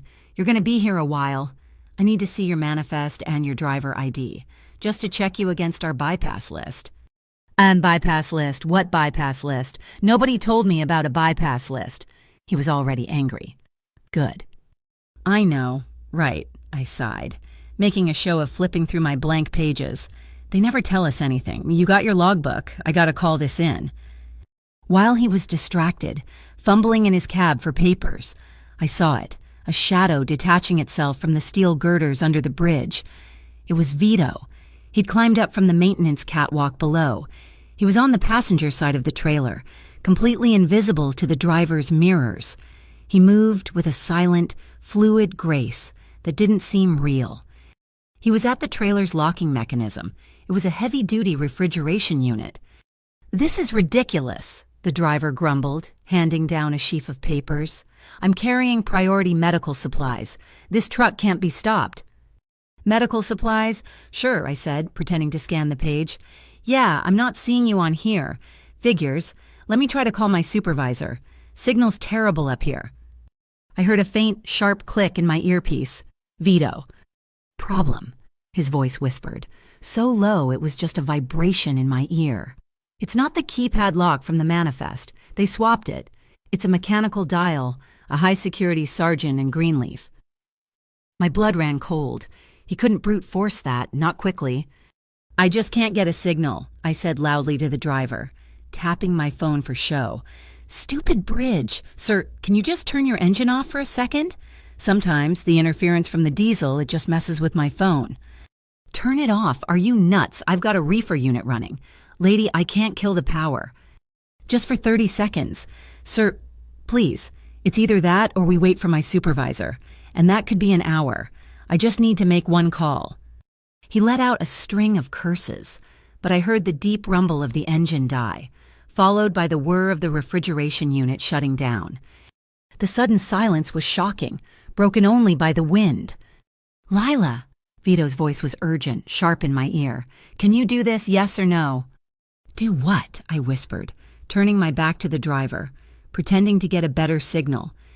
My father, when he was a locksmith, I whispered, the memory hitting me, sharp and sad. Before he got sick, he taught me. Put your earpiece, put the comms mic right on the dial. Press it against the metal. I heard the faint scrape as he did it. Okay, spin the dial right. Slowly, keep going. I closed my eyes. I wasn't on a bridge. I was in my father's dusty, cramped shop, the smell of metal shavings and oil in the air. Listen, Lila, don't just hear it. Listen. The tumblers tell a story. You just have to be quiet enough to hear it. Stop, I whispered. Go left. Go past the first number. All the way around. I heard the faint, tiny click-click as the tumblers passed the gate. Stop. Now back to the right, slowly. Click. It wasn't a sound. It was a feeling. A tiny, perfect click of finality. That's it, I breathed. Pull the handle. I heard a heavy, solid thunk vibrate through the mic. Hey, what was that noise? The driver yelled from the cab. I spun around, smiling brightly. I think my signal's back. All good. Yep, my supervisor says you're clear to go once the flatbed moves. Sorry for the delay. I scrambled back to my utility truck as the driver swore and fired his engine back up. He was none the wiser. I drove 2 blocks off the bridge, parked the yellow truck in a designated construction zone, and walked. Vito's gray sedan slid to the curb half a block later, the back door already open. I dove in. He'll notice the lock is broken, I said, breathless, as the car pulled silently into traffic. Vito was in the back, pulling off dark gloves. He has 5 minutes before he realizes he's driving an empty trailer. His team is already on its way to retrieve the contents. He tossed something heavy into my lap. It wasn't a hard drive. It wasn't a ledger. It was a small, black iron box. It looked old and stamped into the lid in dark red wax was the Hector seal, the crowned lion. My heart sank. They beat us again. It's another decoy, just like the container. My voice was flat, all that for nothing. Open it, Vito said. It wasn't locked. I lifted the heavy lid. Inside, there was no digital file, just paper, a thick stack of high-resolution satellite photographs, printed on glossy cardstock. I looked at the top one. It was a clean, aerial view of a building downtown, a gleaming tower of glass and steel, argent and wire. I read the name off the top. It's a bank, a private one. I flipped to the next photo. It was a blueprint, basement level 3, vault. The last photo was a stark, black and white close-up of a wall of safety deposit boxes. They put it in a bank, Vito said, his voice cold with a new respect. Smart. They're letting a legitimate, high-security entity protect the ledger for them. We can't touch it. No, I said, the pieces clicking into place. My brain felt sharp, clear. No, they didn't. Look at the photo. There are, I don't know, maybe 500 boxes on that wall. They're not going to put the whole ledger in one box. It's too risky. What if the bank gets robbed? What if there's a fire? What if one employee gets greedy? What are you saying? I'm saying the ledger is data. They split it. They encrypted it and broke it into pieces. Maybe they encoded them onto bearer bonds or anonymous share certificates, something that looks harmless. The logic was flowing fast. They split the file into, say, 20 pieces. They put them in 20 different dummy accounts, 20 different boxes. That way, no single person can betray them. You need all 20 keys to put the puzzle back together. Vito was watching me, his expression intense. We can't rob a bank. Lila, not argent and wire. It's too clean, too public. It would bring federal attention we don't want, the real feds. So we don't rob them, I said, meeting his gaze. Then how do we get the pieces? We make them move it. The plan formed, sharp and sudden. Hector's greatest strength is their fake legal front, right, the Bureau of Maritime Integrity. They use the threat of legal action to scare people, so we use it against them. Vito's eyes lit up. He understood. A paper earthquake, he said, the corner of his mouth ticking up. We can't hit the bank, but we can make Hector think the bank is about to be hit. We were back at Orion House. The atmosphere was electric. Mara Quinn was coordinating the assault. We can't tip off the real feds, but we can tip off everyone else. The plan was beautiful. It was a surgical strike, fought with information. Phase 1. An anonymous tip to the Lake Crest City Journal. A whisper about irregularities in the Argent and Wire private vaults, linked to offshore accounts. Phase 2. A dozen emails sent from spoofed addresses to the real state bank regulators, flagging transactions from Hector's known shell companies. Phase 3. The master stroke. Vito made a call, his voice crisp. I need you to reactivate our maritime integrity friends. Yes, the ones my team detained. Send a formal, flagged, high-priority request from their own server to Argent and Wire. Demand access to their client list under the Patriot Act, citing potential maritime terror financing. Mara actually grinned. You're using their own fake agency to launch a fake investigation against them. They'll panic, Vito said. Hector knows that Bureau is their shell. If the bank receives a formal request from them, Hector will know their cover is blown. They'll think one of their own people has flipped. They'll have no choice. They have to pull the assets. Tonight. So we hit the bank, I said, looking at the blueprint. Basement level 3. No, Vito said. We hit the transport. They'll be vulnerable when they move it. They'll be on the street. No, that's wrong too, I argued. Standing up, the confidence felt new, but solid. Think, they're panicked. They're not going to move it in a slow, obvious armored car. They're not going to risk a firefight in the street. They're going to move it legally. They'll send their lawyers, a legal escort. They'll put the pieces in 20 different briefcases and have 20 different junior associates walk them out the front door, right past the police. Vito and Mara were staring at me. They'll have a consolidation point, I pressed, a safe house nearby. We don't hit the bank. We don't hit the street. We follow the lawyers. Vito held my gaze for a long, silent moment. Mara, get me eyes on every lawyer known to be on Hector's payroll. Now. He turned back to me. The ops center was a blur of motion around us, but we were in that same quiet bubble again.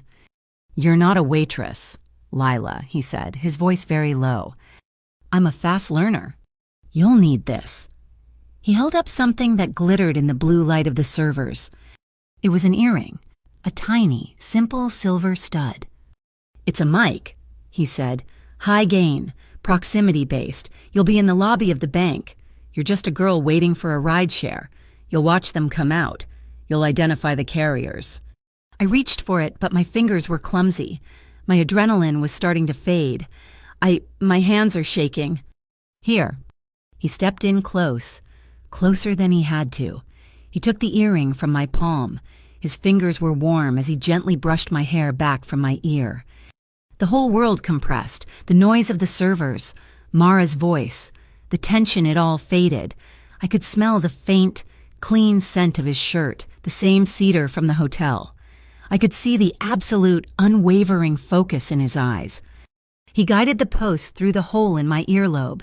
His fingers lingered for a fraction of a second, his thumb brushing the sensitive skin just behind my ear. My breath hitched. My eyes locked on his. The fire from the lantern rooms, the slow burn of that kiss, the promise it was all right there, hanging in the air between us, a tangible, heavy thing. His gaze dropped to my lips. I saw him swallow, just once. The desire was so sharp, so sudden.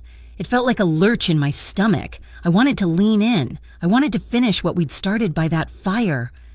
He saw it in my eyes. He took a small, sharp breath and pulled his hand away, taking a deliberate, almost pained step back. The connection broke, leaving the air cold where he'd been. When this is done, and he said, his voice a low, rough promise, we'll talk. I nodded, the tiny microphone in my ear suddenly feeling like a piece of ice.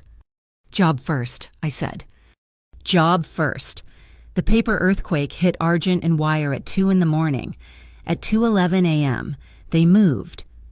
I was in the lobby.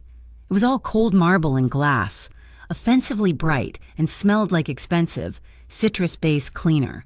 I was just a girl in a hoodie and jeans, slouched in an uncomfortable leather chair, pretending my phone was fascinating. The tiny pearl stud earring Mike Vito had given me felt cold against my skin. The lawyers came. Not a panicked rush, but a calm, orderly, terrified procession. 6 young associates, all in identical dark suits, all pale, all carrying identical, locked, aluminum briefcases. They didn't look at each other. They walked straight out the revolving doors and split into 3 waiting black sedans. 3 vehicles, all tagged, Mara's voice whispered in my ear, moving south on Clark. I stood up, stretched like I'd been waiting for hours, and walked out into the cold night air. Vito's voice replaced Mara's. "Lila, you're not in the SUV. It's too heavy. You're with Finn." A motorcycle slid to the curb, so quiet it sounded like a bicycle. It was matte black, angular and clearly electric. The driver was the man from the bridge. Finn asked her. He didn't speak. He just held out a helmet. It was black, with a full, tinted visor. I climbed on behind him, my arms wrapping around his waist. It was solid, like holding onto a statue. The bike didn't rumble, it just surged. We accelerated into the sparse traffic, a silent black arrow in the night. We kept 2 blocks behind the convoy. I could see Vito's massive $3 million SUV in my peripheral vision. A block to our left, a lumbering beast of a shadow running a parallel course. We were the pincer. "Convoy is taking the Alder Tunnel," Mara reported. "Standard route to the Southside Junction." We followed them in. The tunnel was a tube of sickly, echoing, sodium yellow light. We were gaining on them. I could see all 3 sedans, 1, 2, 3. Halfway through, the world dissolved. The yellow lights in the tunnel flickered, dimmed, and went out, plunging us into absolute, terrifying darkness. Simultaneously, my earpiece let out a high-pitched, deafening squeal of static. Screech! I ripped the earring out, my ear ringing. The bike's digital dashboard went dead. Finn tapped the side of his helmet, a quick, frustrated gesture. Jamming. Hector had hit us with a wideband signal jammer. We were blind, deaf, and alone in the dark with 3 hostile vehicles. Finn had to slow down. We were coasting. Our only light, the dim red taillights of the sedan in front of us. But what about Vito? The SUV was blocks away, outside the jammer's range, but he couldn't see us. He had no idea what was happening. I couldn't be a passenger. I had a strip of 3 tiny button-sized GPS trackers in my pocket. Vito had called them dots. I tapped Finn's shoulder. I pointed forward, faster. He understood. The electric motor whined, and we surged forward, closing the gap. We wove past the 3rd car, then the 2nd. We were on the tail of the lead sedan. I had a piece of gum in my mouth, chewed tasteless hours ago out of pure nerves. I took it out, stuck one of the tiny black dots to the sticky wad, and leaned out. The wind was a solid wall. Even in the tunnel, we were feet from their bumper. The driver wouldn't see us. Not in the dark.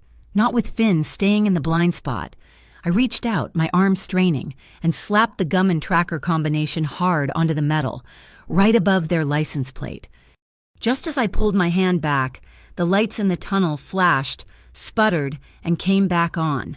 The end of the tunnel was rushing toward us. We emerged into the city, and the convoy had split. A 3-way interchange. The first car veered left, toward the downtown loop. The second car, the one I hadn't tagged, veered right, heading south. My car, the lead car, the one with my tracker on it, went straight toward the old industrial sector. I looked back, frantically. No SUV. Vito was gone. The jammer, the traffic, he'd lost us. He was blind. He was probably following one of the other 2 cars. We were alone. Finn slowed the bike, waiting at the interchange. Left, right, or straight. We had maybe 1 second to decide. I trusted the gum. I trusted my gut. I tapped his left shoulder. Straight. Finn didn't hesitate. He gunned the motor, and we plunged into the fog. The industrial sector was a ghost town at this hour. Fog was rolling in thick off the lake, swallowing the streetlights, turning the world into a gray, wet, silent maze. It was just us and the sedan's taillights, a faint red glow in the mist. We were on the old Clark Street Bridge, the one with the metal grate roadbed. The fog was so thick here I could barely see the sedan. And then I saw the taillights flicker. No, not flicker. The license plate, it was different. I blinked, my mind trying to catch up. A second ago, it was a standard Illinois plate. Now it was a commercial plate, yellow and black. "He flipped it," I said, my voice swallowed by the wind. "Finn, it's a plate flipper." A gadget. They were shedding their identity. I fumbled for the burner phone. My gloves made it clumsy. I was trying to get the camera open, trying to get a shot of the new plate through the fog. Focus. Just focus. The sedan's brake lights flashed. Instantly, no warning. Finn swore, a sharp, violent curse. He swerved hard. The bike's tires hit the wet metal grating of the bridge and lost all traction. We were sliding. That awful, stomach-dropping feeling of a vehicle completely out of control. Time slowed down. I saw the sedan's rear corner panel rushing toward my face. We hit. It wasn't a huge crash, a glancing, scraping blow, but it was enough. The bike went into a full fishtail, the back end trying to whip around and throw us. I screamed, but Finn was a machine. He wasn't a man. He was a part of the bike. He didn't fight the slide. He leaned into it. His left knee hit the pavement, scraping a long, brilliant tail of orange sparks off the metal grate. He used his own body as an outrigger, wrestling the bike's physics, and at the last possible second, he pulled it back upright. The bike stabilized, motor whining in protest. I was shaking so hard I could barely hold on. My heart had crawled up my throat and was trying to choke me. We were alive. Vito is going to kill me. The thought was sharp and absolute. He's going to find me, and he's going to personally strangle me for this. This was exactly the kind of reckless, unapproved risk he'd warned me about. The sedan didn't stop. It accelerated, its new fake identity disappearing into the fog. But they weren't gone. I had the shot, a blurry, terrible photo, but the plate number was visible, and the tracker was still live. I fumbled for the earring mic I'd shoved in my pocket. I put it back in, my ear still ringing. I switched it to the backup channel, encrypted, short range. "Vito," I breathed, my voice a wreck. "Are you there?" He flipped. He's on a new plate. Lincoln Boy 932. The dot is still live. He's heading for the Graywell storage complex, off Archer. Silence, a long, agonizing burst of static. Then his voice, so tight with fury it barely sounded like him. "We lost the other two. They were decoys. I'm 30 seconds behind you. Hold your position, Lila. Do not move." We rolled up to the Graywell storage complex, our lights off. It was a massive, pre-war brick fortress, supposedly condemned. The sedan was there, parked by an open loading bay, its trunk open. The lawyers were gone. A new man was in charge. He was broad, with a shaved head and a scar that cut through his left eyebrow. He moved with a heavy, brutal confidence. This was not a lawyer. This was the man Hector trusted. This had to be Mace Torres. He was directing two men. They were moving a heavy, black reinforced Pelican case, the black box from the sedan's trunk, onto a dolly. They rolled it toward a massive, 6-foot-tall mobile safe that was sitting in the middle of the bay. This was it, the consolidation point. Headlights slashed through the fog, blinding. The $3 million SUV. It didn't cruise in. It slammed into the yard, fishtailing on the wet gravel and blocking the only exit. Vito was out before it even stopped moving. His eyes found me. I was still on the bike, my legs trembling. He took in the scene me, the scratched side of the bike, the sedan, Mace Torres. His gaze was a physical weight. It wasn't just anger. It was something else. A fierce, terrifying acknowledgement. You followed. You didn't die. You found him. We had a full conversation in that 1-second look. Mace Torres shouted and went for a weapon. Vito's team was already on him. Finn was off the bike, a blur of motion, Vito's driver, two others I didn't recognize. It was like the pier. Fast, Brutal. Precise. They didn't use guns. It was all holds, locks, and devastatingly efficient strikes. Vito didn't even join the fight. He walked straight past it, his eyes locked on the mobile safe. In seconds, Mace's men were on the ground, zip-tied. Finn had Mace in a hold, his arm pinned behind his back. "Lila!" Vito barked, his voice echoing in the bay. "The console!" I scrambled off the bike, my knees threatening to buckle.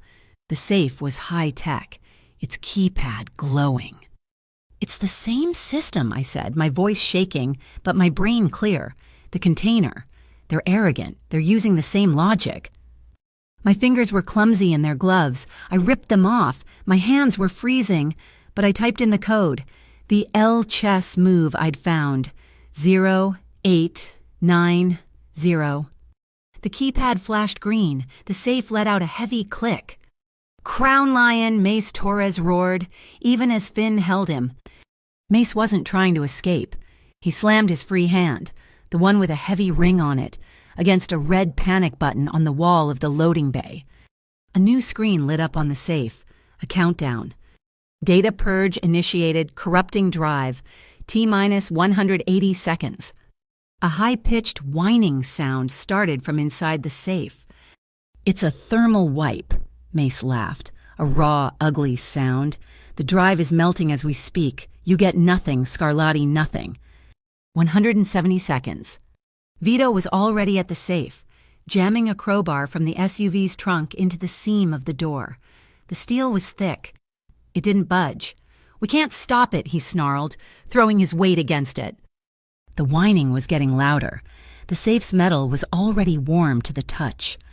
"No," I said, my mind racing. "No, we can't stop it, but we can freeze it." I looked at Finn, who was busy silencing Mace. "The bridge. The truck you were driving, the refrigerated unit, Finn, do you have the cryo?" Vito's head snapped toward me. He understood. "Finn, the contingency." Finn slammed Mace's head against the brick wall. The man went limp. Finn sprinted to the back of the SUV, tore open a concealed compartment, and pulled out a silver, insulated, high-pressure gas canister. Liquid nitrogen. "You brought," I started. "He's my contingency," Vito said, his voice tight. "The reefer unit was always plan B. Get the hinges." 120 seconds. Vito and his driver jammed their crowbars into the safe's heavy hinges. They weren't trying to open the door. They were trying to create a gap. 90 seconds. The safe was hot now, the paint starting to bubble. 60 seconds. With a groan of tortured metal, the hinges buckled. A half-inch gap appeared at the top. "Now," Vito roared. Finn shoved the nozzle of the nitrogen tank into the gap and opened the valve. A violent, deafening hiss, an enormous cloud of white vapor exploded from the safe, instantly blanketing the loading bay. It was so cold it stung my face. The metal of the safe let out a high-pitched scream as the temperature plunged hundreds of degrees in seconds. The countdown timer on the console froze at 41 seconds and died. Silence. We all stood there, breathing clouds of vapor in the frigid air. Vito wedged his crowbar back in. This time, the frozen metal was brittle. With a crack like a gunshot, the lock shattered. He tore the door open. Inside, the black box was coated in a thick, white layer of frost, the data drive, the self-destruct mechanism. Everything was frozen solid, suspended in time. Mara's voice crackled in Vito's comms, which were working again. "Vito, I have a signal. What's your status?" Vito reached in with a gloved hand and carefully lifted the frozen case. He looked at me, his eyes unreadable in the chaos. "Mara," he said, "we have the package. It's partial. It looks like we have 1/3 of the ledger. The other 2 are still in the wind." The drive back to the lantern rooms was a silent, vibrating hum. The SUV's engine was a low growl, but the real noise was in my head, the shriek of the liquid nitrogen, the crack of the frozen lock, the dead, dark countdown timer frozen at 41 seconds. Mara's team, dressed in black tech uniforms, had met us at a rendezvous point. They took the frosted, heavy case 1/3 of the ledger with the reverence of priests handling a holy relic, and then we were alone. We re-entered the corner suite. The fire was still going, a low, steady flame. The storm had passed, leaving the windows clear, the city lights glittering cold and sharp. I was running on fumes, a hollowed-out, buzzing exhaustion. Vito was the same. He pulled off the heavy tactical coat he'd worn for the Graywell raid. He was just in the black shirt again, his sleeves pushed up to his forearms. He was rolling his shoulders, trying to work out the tension. And that's when I saw it. "You're hurt." He glanced down at his left hand. A long, angry red scratch ran across his knuckles, beaded with blood. It must have happened when he jammed the crowbar into the safe's hinges. "It's nothing," Wow, he said, dismissing it. "Sit down, Vito." He actually looked surprised. I'd used his name, and it was an order. I didn't wait for him to obey. I went into the lavish bathroom, found the white metal first aid kit, and came back. He was sitting on the edge of the sofa, watching me, his face unreadable in the firelight. I knelt on the rug in front of him, just as he had knelt for me hours, lifetimes ago. I took his hand. It was large, warm, and rough. A hand that could break things, or, as I'd learned, be impossibly gentle. I opened the antiseptic wipe, the chemical smell sharp in the warm room. "This might sting," I said. As I cleaned the wound, his hand was steady in mine. He wasn't looking at the scratch. He was looking at me, his gaze so intense it felt like a physical touch. "You were reckless tonight," he said, his voice quiet. I kept my eyes on his hand. It worked. "The motorcycle, the chase, you could have been killed. Lila." "But I wasn't, and I got the plate." "I lost you," he said. The words were flat, but they held a universe of something else. "The jammer went up, and you were gone. You and Finn. I knew you'd find us." I pressed a small, clean bandage over his knuckles, my fingers lingering on his skin. He turned his hand over, his fingers closing gently around my wrist. He wasn't stopping me. He was holding me. "I chose not to abandon you at Pier 9. That first night," he said, his voice a low confession. I should have let you go. Let you be the waitress who got scared. It would have been cleaner." I finally looked up, meeting his eyes. "I know. From the first minute, in the car, when you gave the money back, I knew you were different. You weren't breakable." "I was terrified," I whispered. "I'm still terrified. I'm just better at multitasking now." A small, sad smile touched his lips. "Me too." I finished with his hand, but neither of us moved.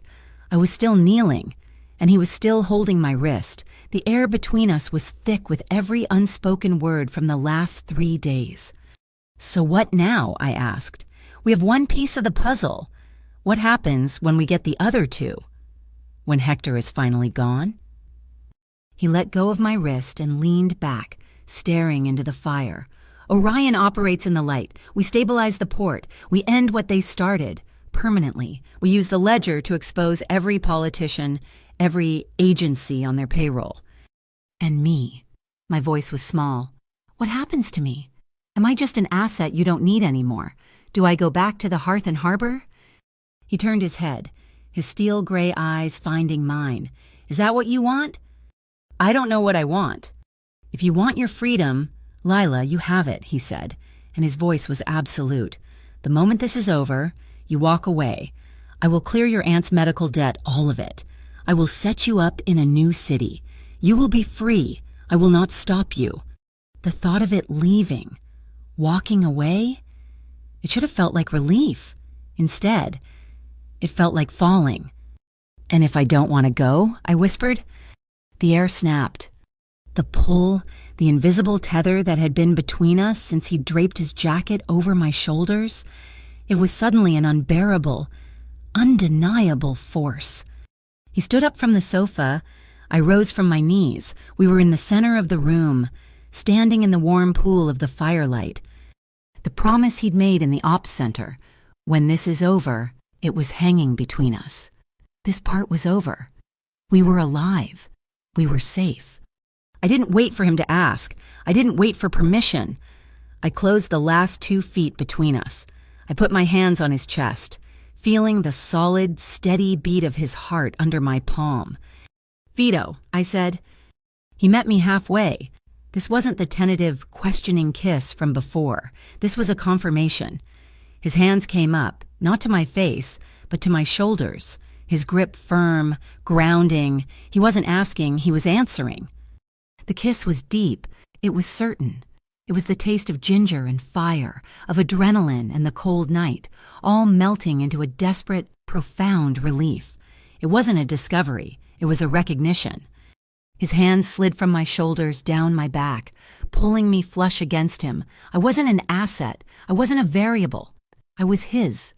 In that moment, I was his. My own arms wrapped around his neck, my fingers tangling in the hair at his nape. He was solid, real, and he was here. He was safe. He broke the kiss, but only to rest his forehead against mine, his breathing ragged. "Lila," he whispered, his voice rough. It was a prayer and a curse, all in one. I was still wearing the hoodie and jeans from the lobby and the scratchy wool blanket he'd given me before. It felt like too many layers. His hands moved to the zipper of my hoodie. He didn't pull it. He just rested his fingers there, a silent, burning question against my sternum. His eyes held mine. "Is this okay?" My heart was hammering so hard I thought it would break. I gave him my answer. I covered his hand with my own, and together, we pulled the zipper down. The hoodie slid off my shoulders, pooling at my waist. He didn't move. He just looked at me, his gaze tracing the line of my collarbone, the curve of my neck, then, slowly, as if he were touching something priceless, his warm, calloused hands slid from my shoulders, up my throat, to cup my face. My skin was on fire, 1,000 tiny, warm prickles, everywhere he touched, everywhere he looked. He kissed me again, and this time, the world fell away. We stumbled, moving as one, away from the center of the room and collapsing onto the thick, plush rug in front of the fireplace. We were a tangle of limbs, of desperate, careful hands. His lips moved from my mouth to my jaw, tracing a line of fire down my throat. My hands were in his hair, on his back, feeling the solid, powerful muscles beneath his shirt. It was a slow, consuming burn. His touch was respectful, never straying, never taking. Every movement was a question, every response from me a new, breathless answer. The air was warm, filled with the crackle of the fire and the sound of our breathing. The windows, facing the cold lake, began to fog, sealing us in our own private, heated world. There was no thought of Hector, no ledgers, no danger. There was only this, the overwhelming, undeniable, terrifying safety of his arms. The world narrowed to this man, this fire, this moment. Later, much later, the fire had burned down to glowing, red-gold embers. The storm had passed, and the first faint, bruised purple light of dawn was staining the sky. We were lying on the rug, tangled in the heavy wool blanket. We weren't touching. Not really, just lying opposite each other, breathing in the same quiet air. "I'm afraid," I whispered, my voice sounding strange and rough in the stillness. He opened his eyes. His face in the soft light was unguarded, younger, of me. "No," I shook my head, "of this, of being the one thing they can find, the one person you have to protect. I'm afraid of being your Achilles heel." He was silent for a long time, just watching me. "Everyone has one, Lila." "What's yours?" I asked. He let out a long breath, staring at the ceiling. "I'm afraid of what I'm willing to do to protect what's mine. I'm afraid of becoming the monster they all say I am, the one my father hated." "You're not a monster, Vito," I said, my voice fierce. I reached out, my fingers tracing the scar by his eyebrow, the one I'd seen at the warehouse. "You haven't seen me when I'm cornered," he said, his voice grim. He closed his eyes, leaning into my touch. In the silence, a phone buzzed. It was sharp, violent, and clinical. It shattered the moment. It was his, the encrypted burner. In an instant, he was gone. The man who was afraid was replaced by the boss. He sat up, the blanket falling away. He grabbed the phone. Mara. He listened. His entire body went tense. The hard, tactical lines were back. Where? A pause. Understood. He hung up and looked at me. The vulnerability was gone, sealed behind that mask of steel. What is it? I asked, already pulling the robe on, my heart sinking. Ledger, part 2, he said, his voice flat. He was already standing, pulling on his shirt. Hector's moving it, but they're not hiding it. They're laundering it. What do you mean? They're hiding it in plain sight. They've disguised the drive, or the data, as part of a lot at a charity auction. Tonight, the Harbor Lights Gala, the most public, most secure, high society event in Lake Crest. You're staying here, he said. It wasn't a request. You're exhausted. You're not trained for a crowd like that. It's too public. Too many variables. I stood up, cinching the belt of the robe. No! He stopped, his hand on the door. Lila, that is an order. I don't care. I walked right up to him. You need me. What's the lock? What's the code? They're arrogant, Vito. They're using the L-chess logic again. I know it. You need someone to see the pattern. I'm the only one who's cracked it twice. You need my brain, not my non-existent training. He stared down at me, his jaw tight. The muscle was jumping. He was furious. And he knew I was right. Fine, he bit out. But you do not leave my side. Not for 1 second. You are a ghost. You are my shadow. Understood. Understood. He went to his tactical bag by the door and pulled out a small, velvet box. Inside wasn't a weapon. It was a bracelet, a delicate silver chain. It looked real. This is a proximity alarm, see, he said, his voice all business again. He took my wrist. It's tethered to my watch. You move more than 10 meters 30 feet away from me, and my team will have your location. You do not go beyond the tether. He fastened it. The cold metal snapped shut around my wrist. It felt heavier than a shackle. He was dressed. I was in a robe. The intimacy of the night felt 1,000 miles away, separated by the cold, harsh light of the new day. We were back to being the boss and the asset. But as we stood at the door, ready to leave, he paused. He looked at me, and for a second the mask slipped. I saw the man from the fire. Lila, he said, his voice low and serious. When this is over, truly over. I met his gaze. The promise was still there. I know, Vito, I whispered. We talk about us. I nodded, touching the cold bracelet on my wrist. Job first. The Harbor Lights Gala wasn't just bright. It was blinding.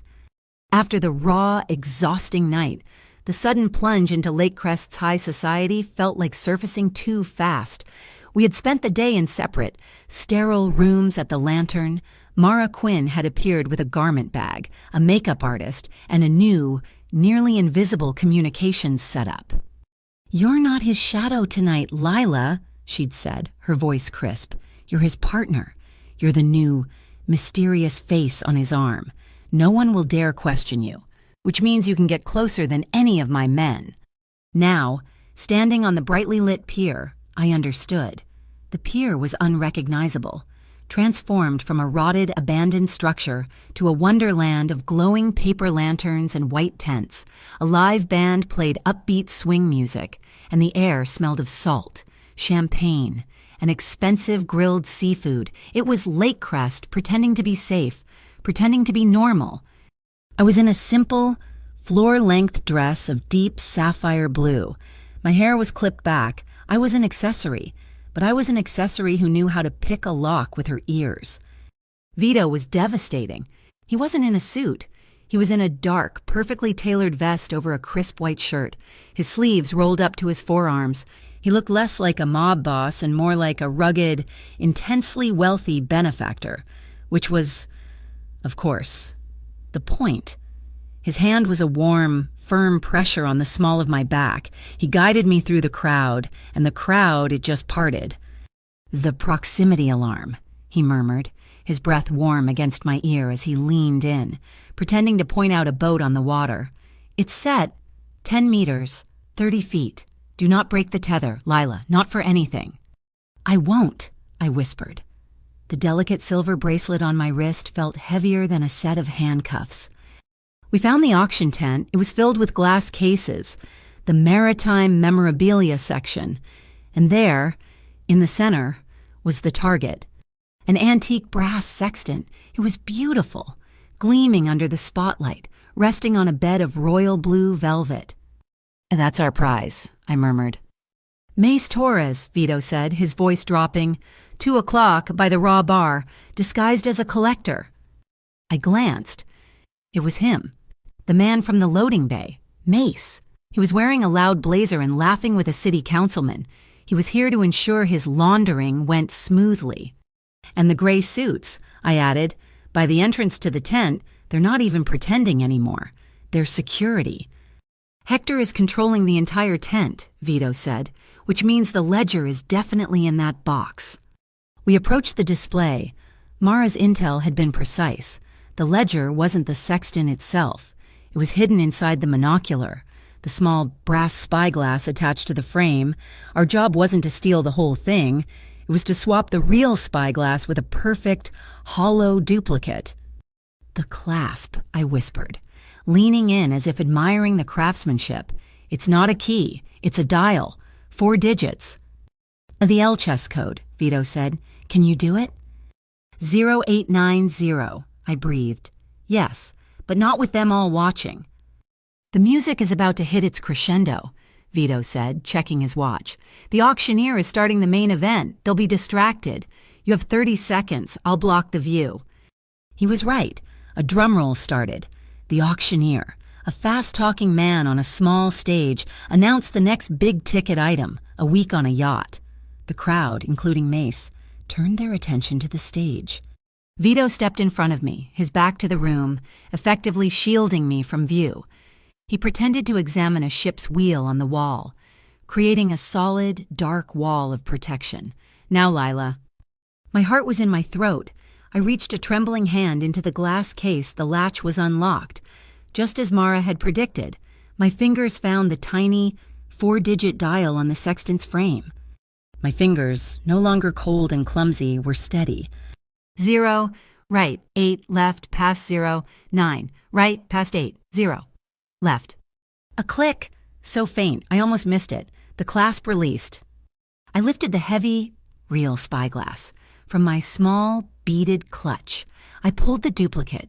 It was a perfect match, identical in weight and appearance. I clicked the fake one into place. I had the real one, part 2 of the ledger in my hand.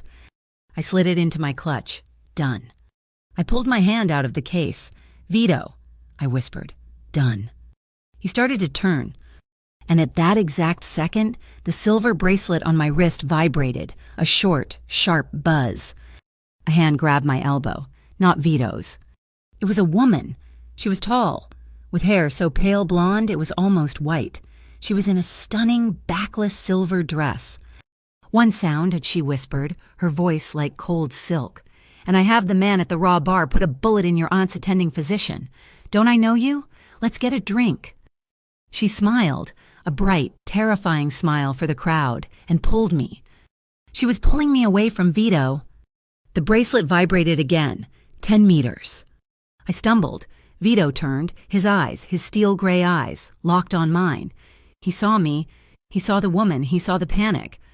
His face went from benefactor to executioner in a nanosecond. Smile, Lila, the woman hissed, her grip like a vice. We're old friends. She was dragging me out of the tent, away from the auction, toward the darker end of the pier. I had to choose, my promise to Vito or the threat to Aunt May. I turned my head, my eyes still locked on his. I tapped my earring mic, the one he'd given me, the one that linked only to him. Separated, I whispered, the words lost in the swing music. Pulling to the east gate, I didn't know if he got it. The woman was strong, and she was moving fast. We were out of the tent, weaving through the laughing, drinking crowds. Behind me, I heard a sudden commotion, a crash of glass, a man shouting. Mace sees the swap, the woman hissed, a flicker of annoyance in her eyes. He was supposed to be the distraction. No matter. This way. Vito had gotten my message. He'd created a diversion. He'd sent Finn, or one of his men, to intercept Mace, to start the chaos, to give me a window.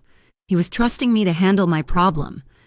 The woman was pulling me toward a dark service entrance, away from the lanterns. East Gate. Where are we going? I asked, stumbling, trying to sound terrified. You're going to tell me what you know, and then you're going to disappear. She was so focused on getting me to the dark exit. She didn't notice I was dragging my feet, guiding her. Not this way, I said, pulling back. The cameras, they'll see us. The greenhouses, over there. It's darker. She paused, surprised by my sudden, lucid suggestion. Smart, very smart. She changed direction, shoving me toward a long, low, glass structure I'd noticed earlier. The Pier's Botanical Nursery, a hothouse. She pushed me through the door. The air inside was a heavy, wet blanket, thick, hot and humid, smelling of damp earth and orchids. It was dark.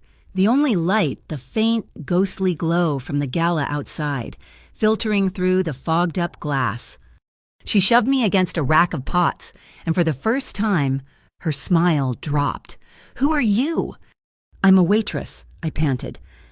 Don't lie to me. She pulled a small, thin blade from a sheath strapped to her thigh. You're with Scarlatti. What's the play? What's the L chess code? So she knew. I don't know what you're talking about, I stammered, my eyes darting around. You're protecting him, she sneered. He's not worth it. He's just a man. But your aunt, she's very real. And she's very fragile. She was standing between me and the door, the only way out. He's not my problem, I said, trying to control my breathing. You are. Cute, she lunged. She was fast, but she wasn't Vito. She wasn't clean. She was angry. I didn't try to fight her. I used the self-defense my aunt, a former nurse who'd seen too much in the ER, had drilled into me. Leverage. Lila, not strength. Use what they give you. As she came in with the knife, I didn't back away. I stepped in, grabbing her wrist with both my hands, just as Aunt May had taught me. I turned, dropping my weight, using her own forward momentum. She was stronger than me, but physics was stronger than her. She flew over my hip, landing hard on the concrete floor with a grunt of surprised pain. The knife skittered away into the darkness under a potting bench. I didn't go for it. I ran to the wall, to the irrigation system. I grabbed the main valve for the overhead misters and cranked it hard to the left. A deafening ass filled the greenhouse. A thick, cold fog of water vapor instantly blasted from the ceiling, soaking both of us in seconds. The glass walls, already fogged, became completely opaque. The gala lights vanished. We were in a dark, wet, screaming cloud. You, she shrieked, blinded. I could hear her scrambling, coughing. I moved. I grabbed a heavy, wet bag of potting soil. Where are you? She yelled, swinging wildly. I dropped the bag. It hit the concrete with a heavy, wet thud. She spun toward the sound, thinking it was me. I came from the other side. I tackled her at the knees. We went down in a tangle of wet clothes and mud. I wasn't trying to hurt her. I was trying to hold her. I got her arm twisted behind her back, my knee planted firmly in the center of her spine. I was covered in mud. My sapphire blue dress was ruined, but I had her. It's over, I panted, my mouth next to her ear. The ledger piece is gone. Vito's team has Mace. You've lost. She bucked, trying to throw me. You don't know anything. This wasn't about the sextant. The sextant was a decoy. My blood went cold. I froze. What? She was breathing in huge, ragged gasps, half sobbing, half laughing. You idiot. You think we'd put the real ledger in an auction? We just needed Scarlatti here. We needed his full attention on this pier. We needed his little pet to be here with him. A decoy for what? I pressed her arm harder, the pain making her hiss. The final piece, she screamed. The master ledger. The one we couldn't move from the bank. What about it? While your boss is here, playing dress-up with his waitress, our real team is collecting the final piece. They're moving it. Right now. My mind was racing. Where? How? You're not that smart. "You threatened my aunt," I whispered, my voice turning to ice. "You put her in this? Where are they moving it?" "It's not at the port," she stammered, her confidence breaking. "It's in a mobile server, secure. They're moving it to a new hard site." "Where is it?" "I don't know. It's in an ambulance. It's the perfect cover. No one stops an ambulance." My heart stopped. An ambulance? A mobile server? The threat against Aunt May? An ambulance heading to St. Bridget Mercy Pavilion. It all clicked. It wasn't a threat. It was a plan. "They're not just moving it," I said, the realization dawning. Cold and horrific.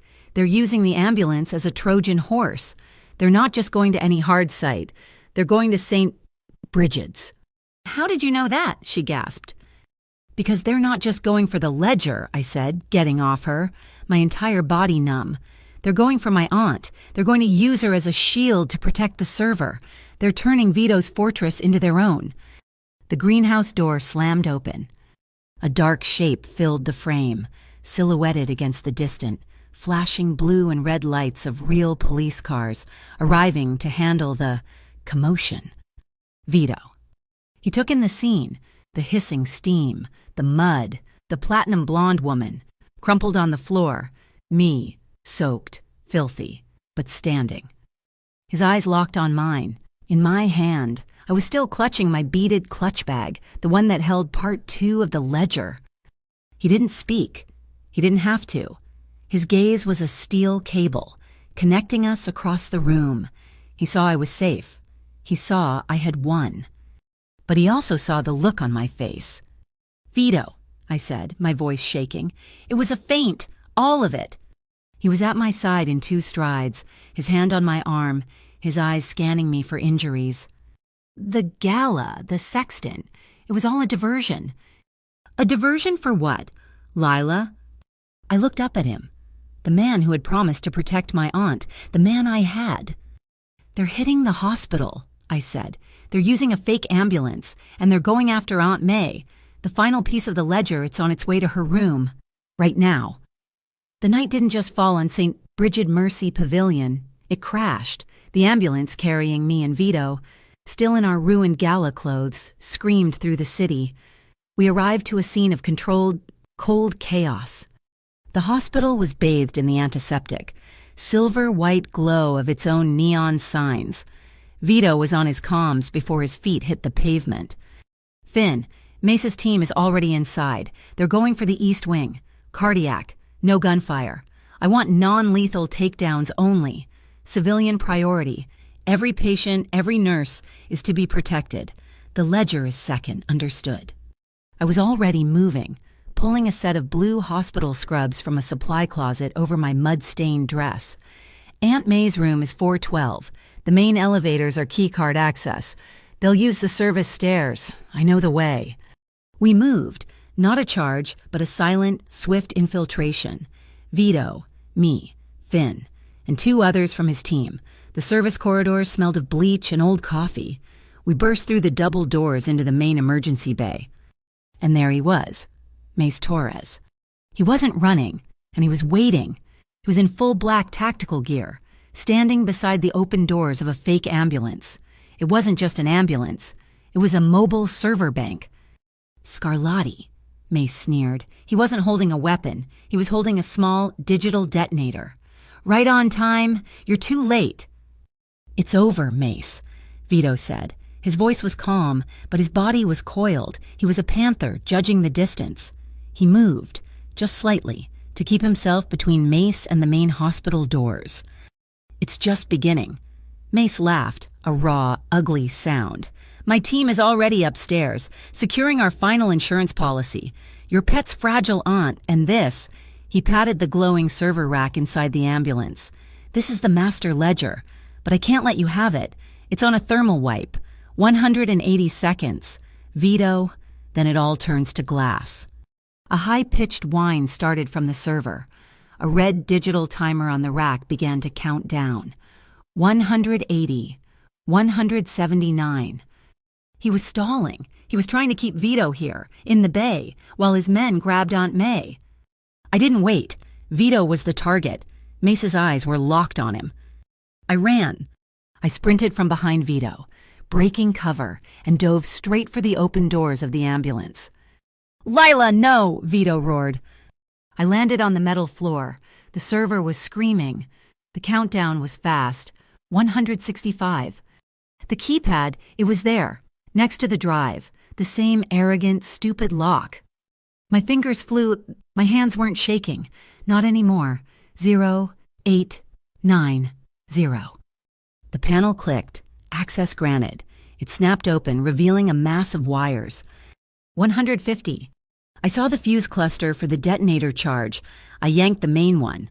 The bomb was disarmed, but the thermal wipe, the high-pitched whine continued. The countdown didn't stop. It was still melting itself from the inside out. "Finn!" I screamed from inside the van. "The nitrogen, the contingency, it's a thermal wipe." I saw the override port, the one for the external cryo bridge. I grabbed the heavy cable Finn had prepared, the one from the SUV. 130. Mace shrieked in rage. "You can't plan B kill the power. Kill it now." And the world ended. Every light in the hospital died, the ER bay, the street lights, the glowing server, the high-pitched whine. Everything plunged into absolute, profound darkness. Hector had cut the main power grid to the entire east wing. A 10-second lag, that's what Mara's intel had said. 10 seconds for the hospital's private backup generators to kick in. In the dark, I was suddenly aware of the silver bracelet on my wrist, the proximity alarm. Its tiny green light was out. The tether was broken. I was invisible. I heard a sound, a heavy footstep scrambling into the ambulance. Not Vito. I felt the air shift, a heavy, whistling sound, a baton, swung hard at my head. I didn't even have time to breathe. A body slammed into me, a solid, heavy weight that tackled me from the server rack, crushing me against the floor. It was Vito. I heard a sickening, wet thud as the baton connected with his back. He grunted, a deep, agonized sound, but his body never moved. He was a solid, living shield over me. In the dark, I'd heard the clatter of his weapon on the pavement. He had seen the attack. He had seen me, unprotected, and he had thrown his gun away to dive, unarmed, to take the hit that was meant for me. The emergency lights kicked in, dim, red, auxiliary power. Vito was a heavy weight on top of me. Mace Torres was standing in the ambulance door, his face a mask of victory. He had a gun, a real one, and it was pointed right at my head. Vito tried to push himself up, his face pale and tight with pain. He was trapped. "Choose Scarlatti," Mace whispered, his voice shaking with triumph. "The ledger or her. The data wipe is rebooting. You have 60 seconds when the main power comes back. You can't save both." The knot, the final, impossible choice. If he moved, Mace would shoot me. If he stayed, the ledger, his father's legacy, his entire life's work would melt. Vito looked at me. I was pinned beneath him, my eyes wide. Slowly, his face a mask of agony, Vito raised his hands. He rolled off me, standing up, deliberately placing his unarmed body between me and Mace's gun. "Let her go," Vito said, his voice a low, pained rasp. "She's not part of this. She's a civilian. Let her walk out." He took a step toward Mace. "Take me," Vito said. "Me for the ledger. A fair trade. Let her go." My heart stopped. He was surrendering.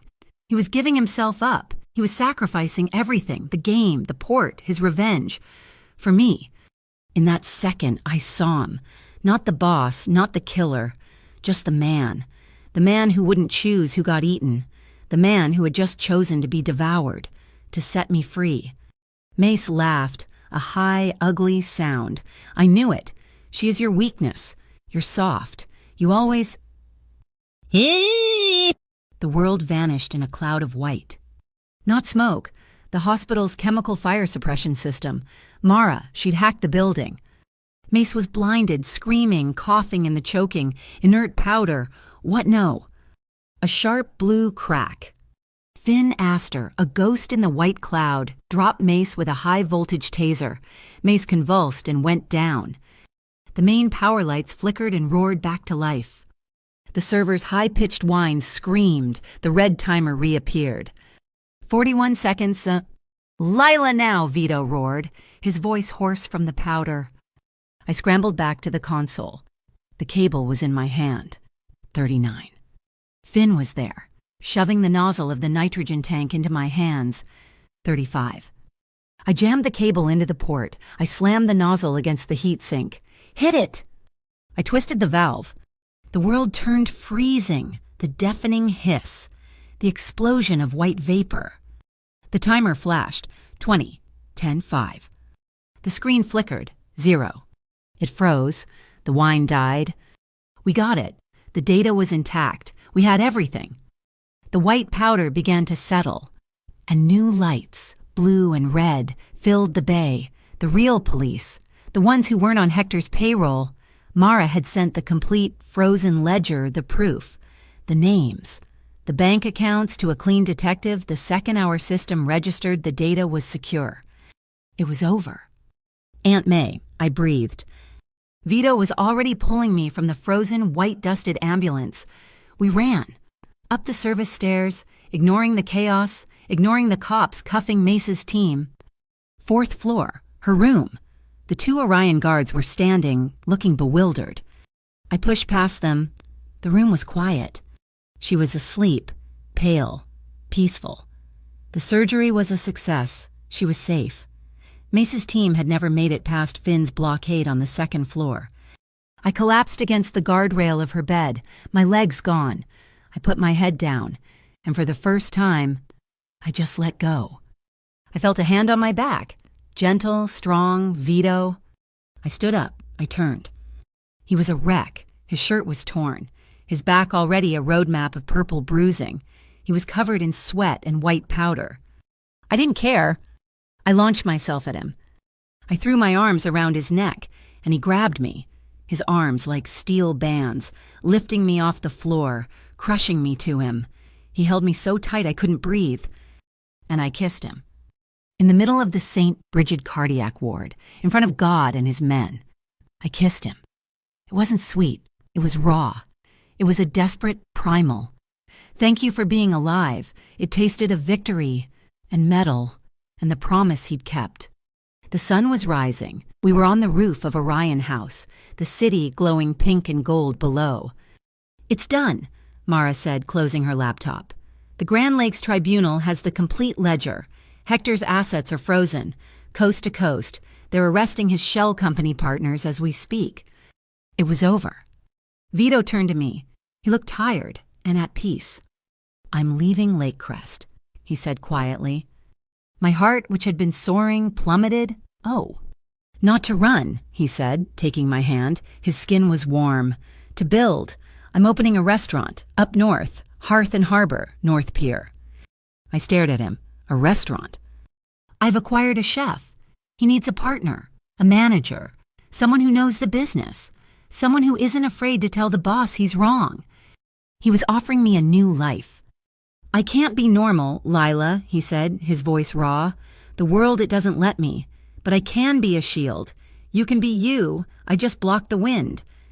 I looked at him, the man who had offered his life for mine. I'll go, I said, on 2 conditions. He raised an eyebrow. The old Vito, the boss, back for a second. 1, I said, transparency. No more secrets. You tell me the truth, always. Agreed.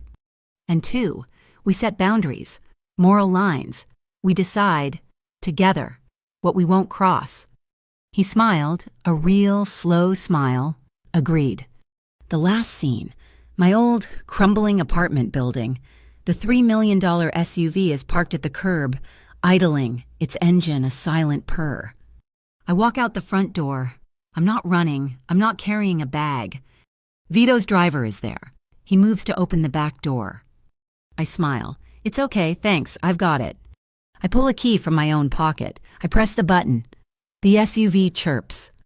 I open the passenger door and slide in, beside him. He looks at me, the dawn light in his steel eyes.